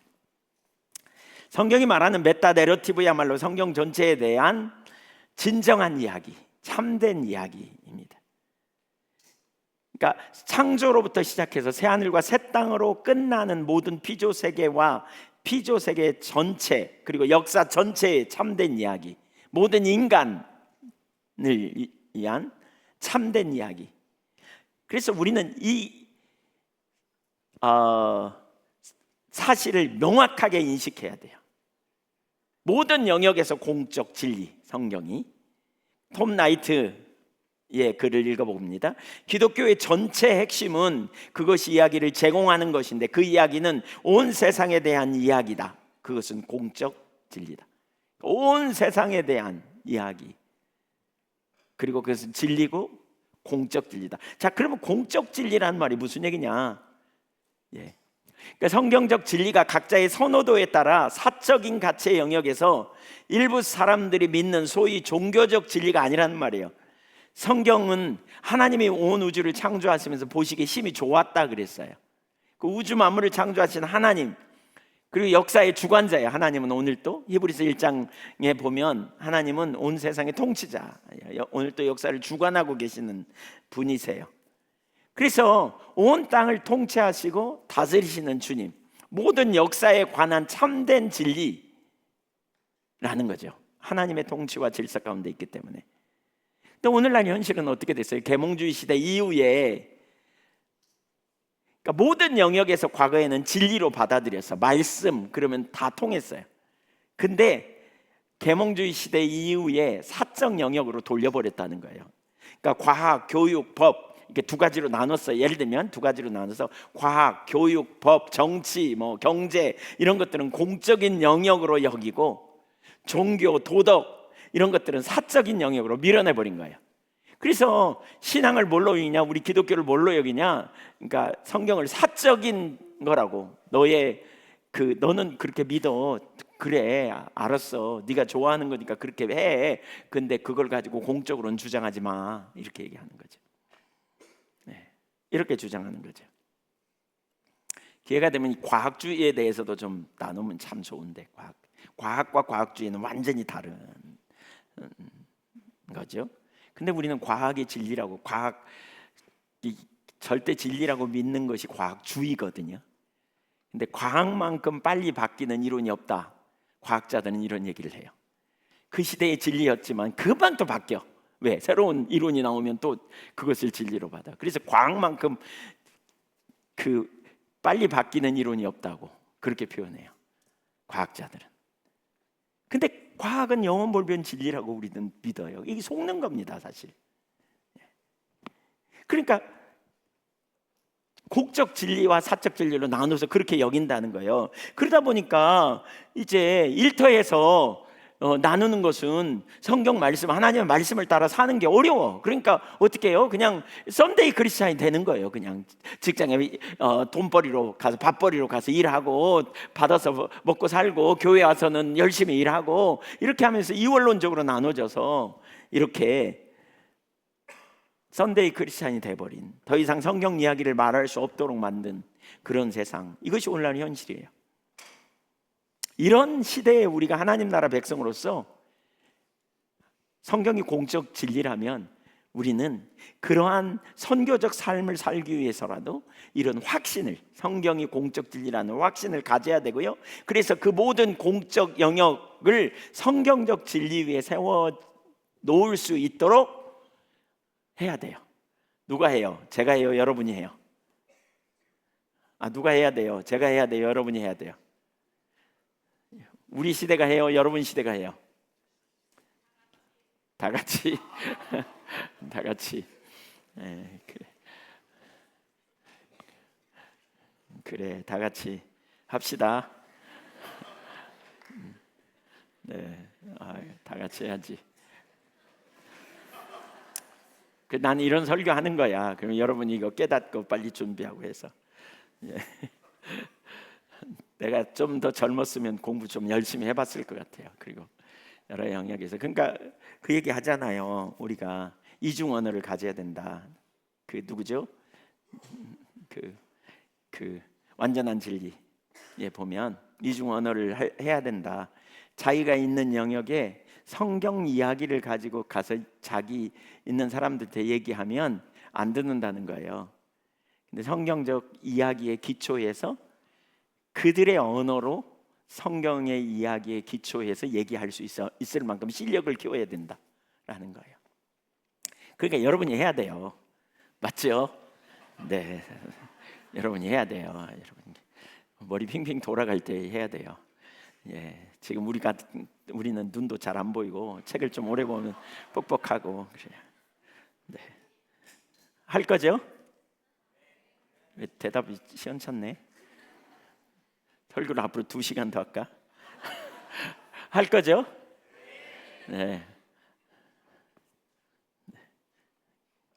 네. 고개를 가로젓는 너는 누구냐? 그래서 그럴 때 그러니까 거기에 바로 하나님의 생명이 넘쳐요. 여러분, 하나님의 샬롬이 넘쳐요. 진짜 하나님의 생명이라 그랬잖아요. 엊그제도 간증하던데 양교회 어떤 한 분이 그러더라고요. 진짜 단칸방에 있어가지고 누가 방 얻으라고 100몇만 원 줬대요. 그거 가지고 방을 얻고 이삿짐 딱 하고 났더니 돈 40만 원 남더래요. 진짜 적은 방에서. 그래서 하나님 그때 엄청 힘들고 어려운 상황에, 근데 하나님이 생명이다 이거 붙들고 하나님 기쁘시게 하는 삶을 살자 이렇게 살았다는 거예요. 지금 그분이 11조를 100만 원 해요. 여자분인데 나이도 많은데 11조 100만 원이면 얼마 수입이에요? 1000만 원 한 달에. 그리고 집도 최근에 샀어요. 전세 뭐 이런 데서 맨날 전전하다가. 근데 뭐라고 한 줄 아세요? 전적인 하나님의 은혜라고. 하나님이 생명이라는 말이 뭔지 자기는 너무 잘 알겠다고. 여러분, 이 땅에 하나님의 통치가 회복되면 진정한 샬롬이 회복될 거라고 저는 믿어요. 일단 아멘 하는 거 아니요? 네. 만만치 않은 동네인데 이게. 주님이 우리를 그 일로 부르셨어요. 그래서 우리가 성경 이야기로 무장돼야 돼요. 성경 이야기에 푹 젖어야 돼요. 그렇지 않으면 우리는 전혀 알지 못하고 다른 이야기를 따라서 할 수 있어요. 사실 성경 이야기를 거부하는 사람은 그냥 큰 이야기 없이 사는 것처럼 보이지만 아니에요. 나름 다른 이야기를 가지고 있어요. 철저하게 다른 이야기로 무장돼서 그 이야기가 진리라고 믿고, 그러니까 거기에 헌신하면서 살아가요. 그래서 그 이야기는 종교성을 갖는다 이렇게 말하고 있어요. 심지어 큰 이야기 없다고 말하는 포스트 모더니즘, 마이클 고인이 잘 말하듯이 그러한 포스트 모더니즘의 시각 자체도 이야기라는 거예요. 이야기. 그게 또 다른 이야기. 어쩌라고 뭐 이러면서 사는 거예요. 뭐 이렇게 나만 괜찮으면 돼 뭐 이렇게. 그 이야기를 받아들인 사람은 그렇게 그 이야기를 따라 살고 있는 거죠. 그러므로 우리가 이 시대에 저나 여러분이 진짜 그 어느 때보다도 영적으로 굉장히 혼돈되고 어려운 시기인데, 굉장히.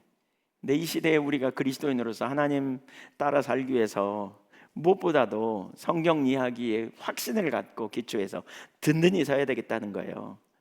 그래서 소명을 감당하는 자리로 가야 돼요.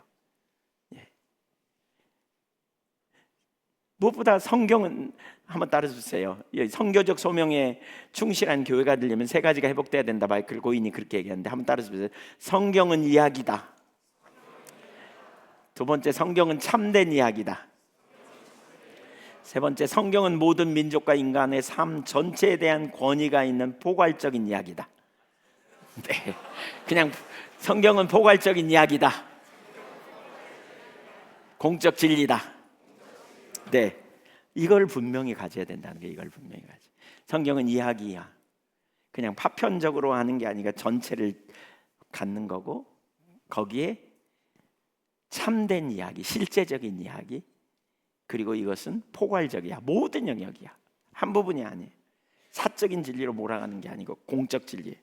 그래서 다양한 버전으로 나타나는 현대 서구 문화의 그러한 이야기, 아주 지배적이고 강력한 그런 영향력 가운데서 우리가 성경 이야기로 무장되어져서 분별력을 가지고 우리가 대처해야 되는 거죠. 사실 그런 것들을 받아들일 때 우리가 매우 심각하게 될 수 있어요. 성경 믿는다고 고백하면서도 실제적인 삶은 전혀 엉뚱하게 나가는, 이런 자리로 가는, 우리가 얼마나 그런 자리로 가게 되는지 몰라요. 초대교회 이야기를 좀 생각해 보세요. 팍스 노마나라 그러잖아요. 팍스 노마나, 모든 길은 노마로 통한다. 전 세계를 지배하는, 그리고 노마가 지배할 때 샬롬이 있다 그랬잖아요. 바로 그런 시대의 초대교회는 어떻게 됐어요? 유일한 주, 오늘 오후 시간에 나눴지만 퀴리오스, 노마 황제가 퀴리오스라고 말하는 시대에 아니라고, 예수 그리스도가 퀴리오스라고 이렇게 선포하는 시대. 사상적인 대립이 있었던 거죠. 사상적인 대립. 근데 그때 예수님만이 우리의 유일한 주님이시다, 온 땅의 통치자, 적법한 통치자, 만왕의 왕이시다라고 선포하고 나가는데 얼마나 많은 핍박과 대가를 지불했는지 생각해 보세요. 우리가 성경 이야기가 유일한 진리고 총체적 진리라고 믿는다면 우리가 바로 그 자리에 서야 되거든요. 마이클 고인이 말하는 것처럼 초대교회의 그 증거들은 공개적으로 체제 전복적인 것이었다 그랬잖아요. 노마 사이에 눈에 띄지 않는 구석 자리에 사적인 영역으로 밀러나는 것을 허락하지 않았다. 그들은 그 분위기 아래 그냥 눌려 살지 않았다는 거예요. 중국에도 중화사상이라는 게 있죠. 세계의 중심이다. 그래서 그 중화사상을 신봉하는 자리에 있죠. 자기들이 세계의 중심이다. 그리고 자기들이 최고다. 그리고 심지어 교회마저도 그 사상 아래 집어넣으려고 얼마나 했습니까? 지금 중국이 굉장히 어렵습니다. 엄청 어렵습니다. 지난번에 어떤 목사님하고 만났습니다. 핍박이 올 걸 예상하고 계시어서 이혼하시겠다고 그러더라고요. 왜 이혼하려고 그러니까, 이혼하면 우리 아내는 보호해 줄 거라고, 나는 감옥에 갈 준비하는 거라고. 그렇지만 내가 진리를 타협할 수 없다고, 내가 하나님의 기준 가운데 서기를 위해 준비하고 있다고.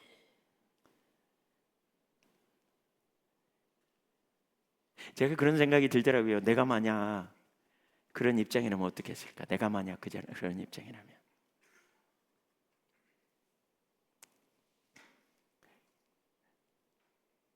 중화사상이라는 종교죠. 그것도 종교예요. 적당히 타협하고 살아가는 삶이 아니었던 거죠. 이 세대의 사조 속에서, 수많은 그러한 사상 속에서 성경 이야기가 진리가 아니라고 성경 이야기를 반박하고 오히려 세상적으로 끌고 가려는 그런 사고 속에서 우리가 어떻게 서야 하는지, 적당히 타협하며 가는 거, 그 우상숭배죠. 우상숭배. 그건 전혀 하나님 기쁘시게 하는 삶이 아닌 거죠. 우리가 선교적 삶으로 부름받았다는 것은 문화의 구속을 의미하기도 해요. 크레이그 바르톨로뮤가 쓴 그 세계관은 이야기다. 성경은 드라마다. 그 책에 보면 두 갈래 길이 있다는 거죠. 두 갈래 길이. 이 교차점, 만나는 영역. 거기서 우리가 어떤 선택을 하느냐. 다른 세계관의 이야기, 성경적 이야기, 충돌이 일어나는 교차점이 있다는 거예요. 근데 우리 그리스도인으로서 정체성을 가지고 우리가 주님이 기뻐하시는 삶을 선택하고 주님의 길로 행할 책임이 우리에게 있는, 사명이 있는 성경 이야기. 2, 3. 마지막 세 번째 성경 이야기.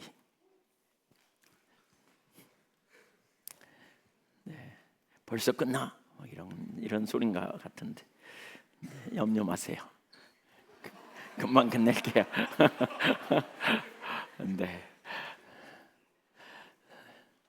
네. 크레이그 바르톨로뮤와 마이클 고인이 쓴 성경은 드라마다라는 책. 여러분 이 책을 좀 다른 책 몰라도 이 책을 우선적으로 한번 사봐도 참 좋을 것 같아요. 성경은 드라마다라는 책. 이 책을 전반적으로 쫙 한번 좀 읽어보면 좋을 것 같아요, 여러분. 이 책, 성경을 드라마, 성경은 이야기인 것을 얘기하고 있는데 6막으로 이야기해요. 1막은 하나님이 자신의 나라를 세우다, 창조. 한번 읽어보죠. 2막 시작. 3막, 4막, 5막, 6막. 네, 우리는 지금 어디 있죠? 우리의 위치가 어디예요? 5막이에요. 5막. 교회의 선교, 그렇죠? 왕에 대한 소식을 전파하는, 문화를 구속하고, 그리고 그 쇼인도 백성으로 우리가 하나님, 생명이신 하나님을 택하고 하나님의 길로 행할 때 하나님이 우리와 함께 하심을 통해서 열방의 복이 되는, 복음을 증거하는 믿음의 종들로 우리가 세워지는 자리에 가야 되는 거죠. 성경 이야기는 보편 역사의 목표를 분명히 합니다. 이 성경 1막에서 6막까지 지금 어디를 향해 가는가 보세요. 성경은 어디를 향해 가는가 보세요. 그러니까 인류의 역사가 더 나아가 온 창조 세계의 역사가 향해 가고 있는 목표, 그것은 뭐냐? 궁극적으로 타락한 창조 세계가 회복되는 거예요. 예수 그리스도의 오심으로 새 하늘과 새 땅으로 회복되는, 갱신되는 일이 일어나는 거죠. 그래서 이렇게 그 목표가 분명해요. 그러니까 모든 만물이 그저 우연히 진화된 것이고 또 진화되어 가고 있는 것이라면 창조세계 전체 역사, 그리고 인류의 전체 역사에는 목표와 목적이 있을 수가 없습니다. 목표와 목적은 인격적인 용어이기 때문에, 그러나 모든 창조세계는 인격적인 하나님이 창조하시기 때문에 목표가 있습니다. 하나님이 창조하신 회복된 세계, 샬롬 있는, 인간이 타락하고 그 결과로 인해야 모든 창조세계가 죄의 영향력 아래에 놓이게 되었는데, 하나님은 예수님을 통해서 모든 창조세계를 위한 구속을 성취하셨습니다. 하나님은 모든 만물의 온전한 회복을 향해 지금 일하고 계십니다. 그리고 예수님이 다시 오실 때 그 모든 창조세계는 완전히 회복될 것이다. 완전히. 그래서 우리는 이걸 의식하며 살아가는 거예요. 새하늘과 새 땅이 올 것. 그리고 그 목적을 위해 우리의 자리가 있다. 그 목표를 향해 나아가는 과정에 우리가 있어야 될 자리, 우리의 자리, 이 거대한 역사 속에 우리는 왜 여기에 있는가? 저는 가끔 그런 생각을 해요. 제가 2002년도부터 1년도부터 여기 와가지고, 광주에서 여기 와가지고 고생 많이 했어요. 내가 가만히 보니까 2001년부터 샘물교 신학원 강의를 했어요. 아침에 일찍 와가지고 저녁에 가고, 어떤 때는 차 놓치고 뭐 그러면 이제 그냥 운전해서 와요. 운전해서 오다가 이렇게 내려가면 꼭 저기 공주의 금강 이런 데 지나가면 참 멋있어요. 석양해가 지는데 얼마나 멋있는지 몰라. 근데 거기를 지나가는데 이런 생각이 들었어. 저 산은 언제 만들어졌을까? 이 강물은 얼마나 오래전부터 흘렀을까? 거대한 역사의 흐름 속에서 우리 인간이 대단하게 거기다 다리도 놓고 뭐 굉장한 일을 한 것 같지만 진짜 그 거대한 유구한 역사의 인간은 얼마나 한 경점에 불과한 존재인가. 여러분 어마어마한 역사의 흐름 속에 여러분은 잠깐 있다가 없어져요. 여러분이 없어지면 세상이 안 돌아갈 것 같잖아요. 안 그래요. 내가 중학교 1학년 때 우리 아버지가 돌아가셨는데, 우리 아버님이 돌아가셨어요. 아침에 인사하고 갔는데 저녁에 교통사고로 돌아가셨어요. 왔는데 3일 만에, 그로부터 3일 만에 우리 아버지 흔적 지우기를 하더라고요.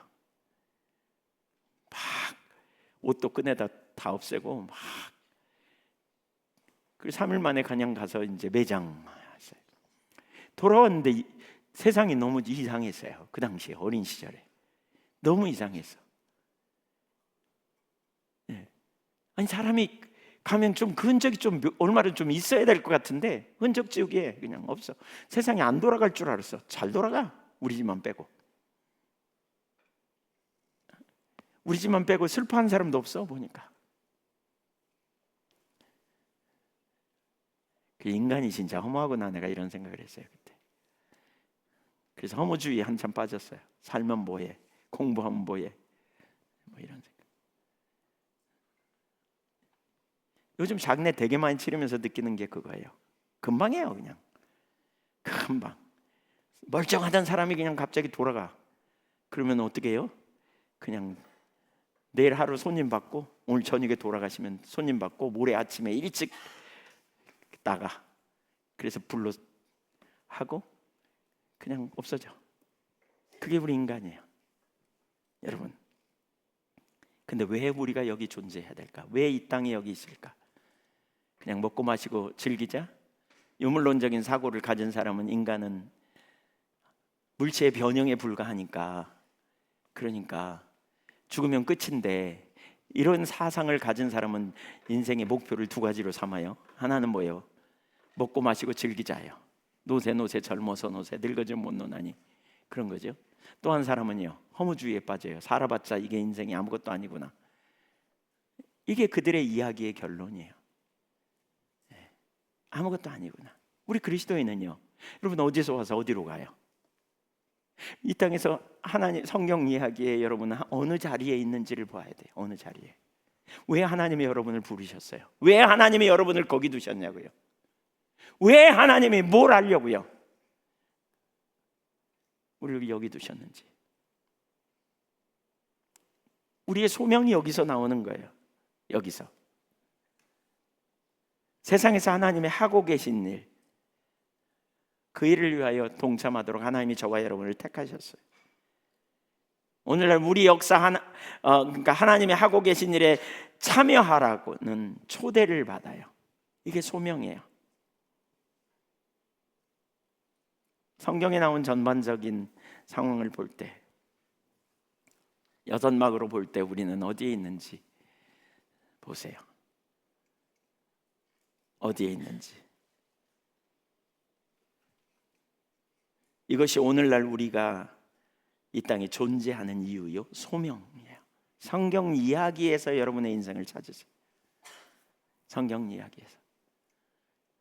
과거에는 소명 그러면 교회하고 교회 관련된 일만 소명이라고 생각했잖아요. 근데 그게 아니에요.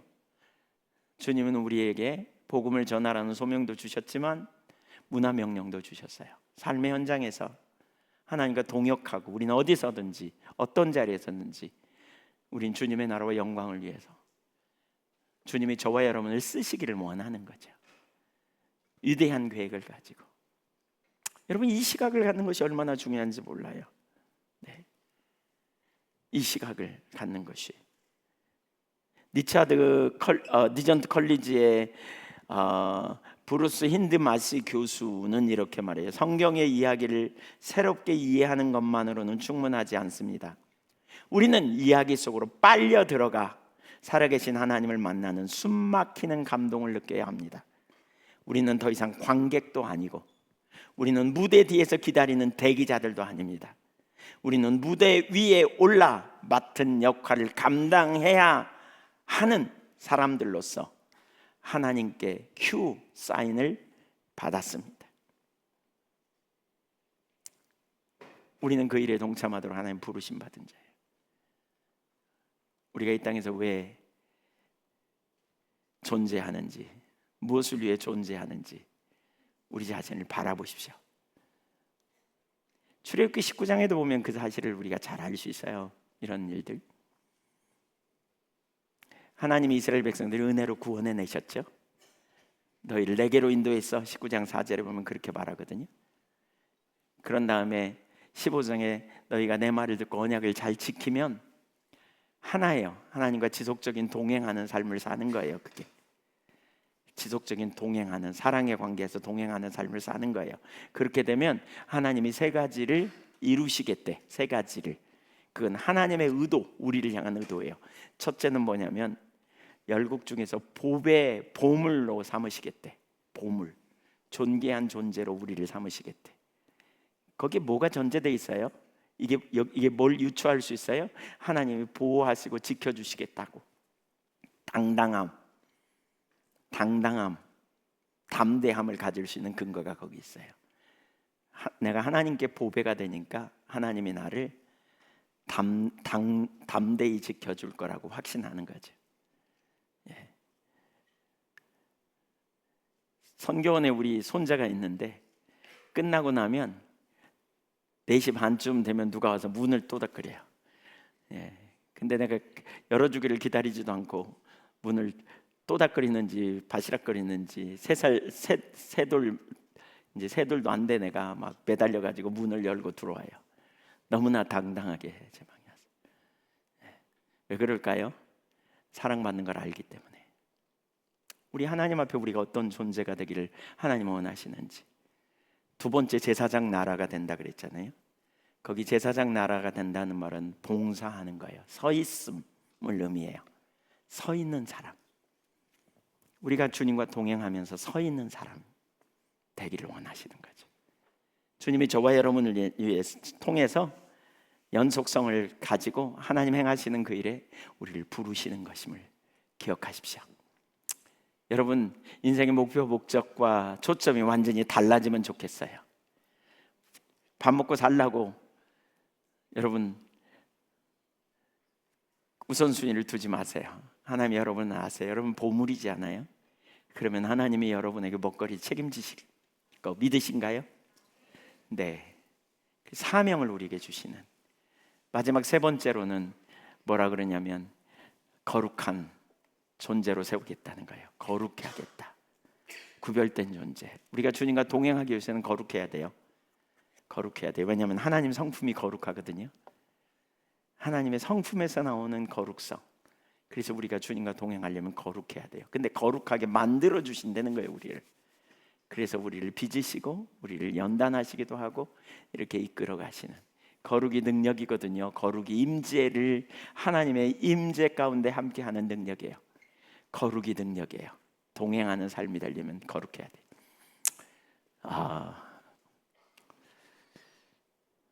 설교 마치겠습니다. 네. 여기 중고등부 아이들이 왔나? 네, 우리 찬양 하나 하고 같이 기도할까요?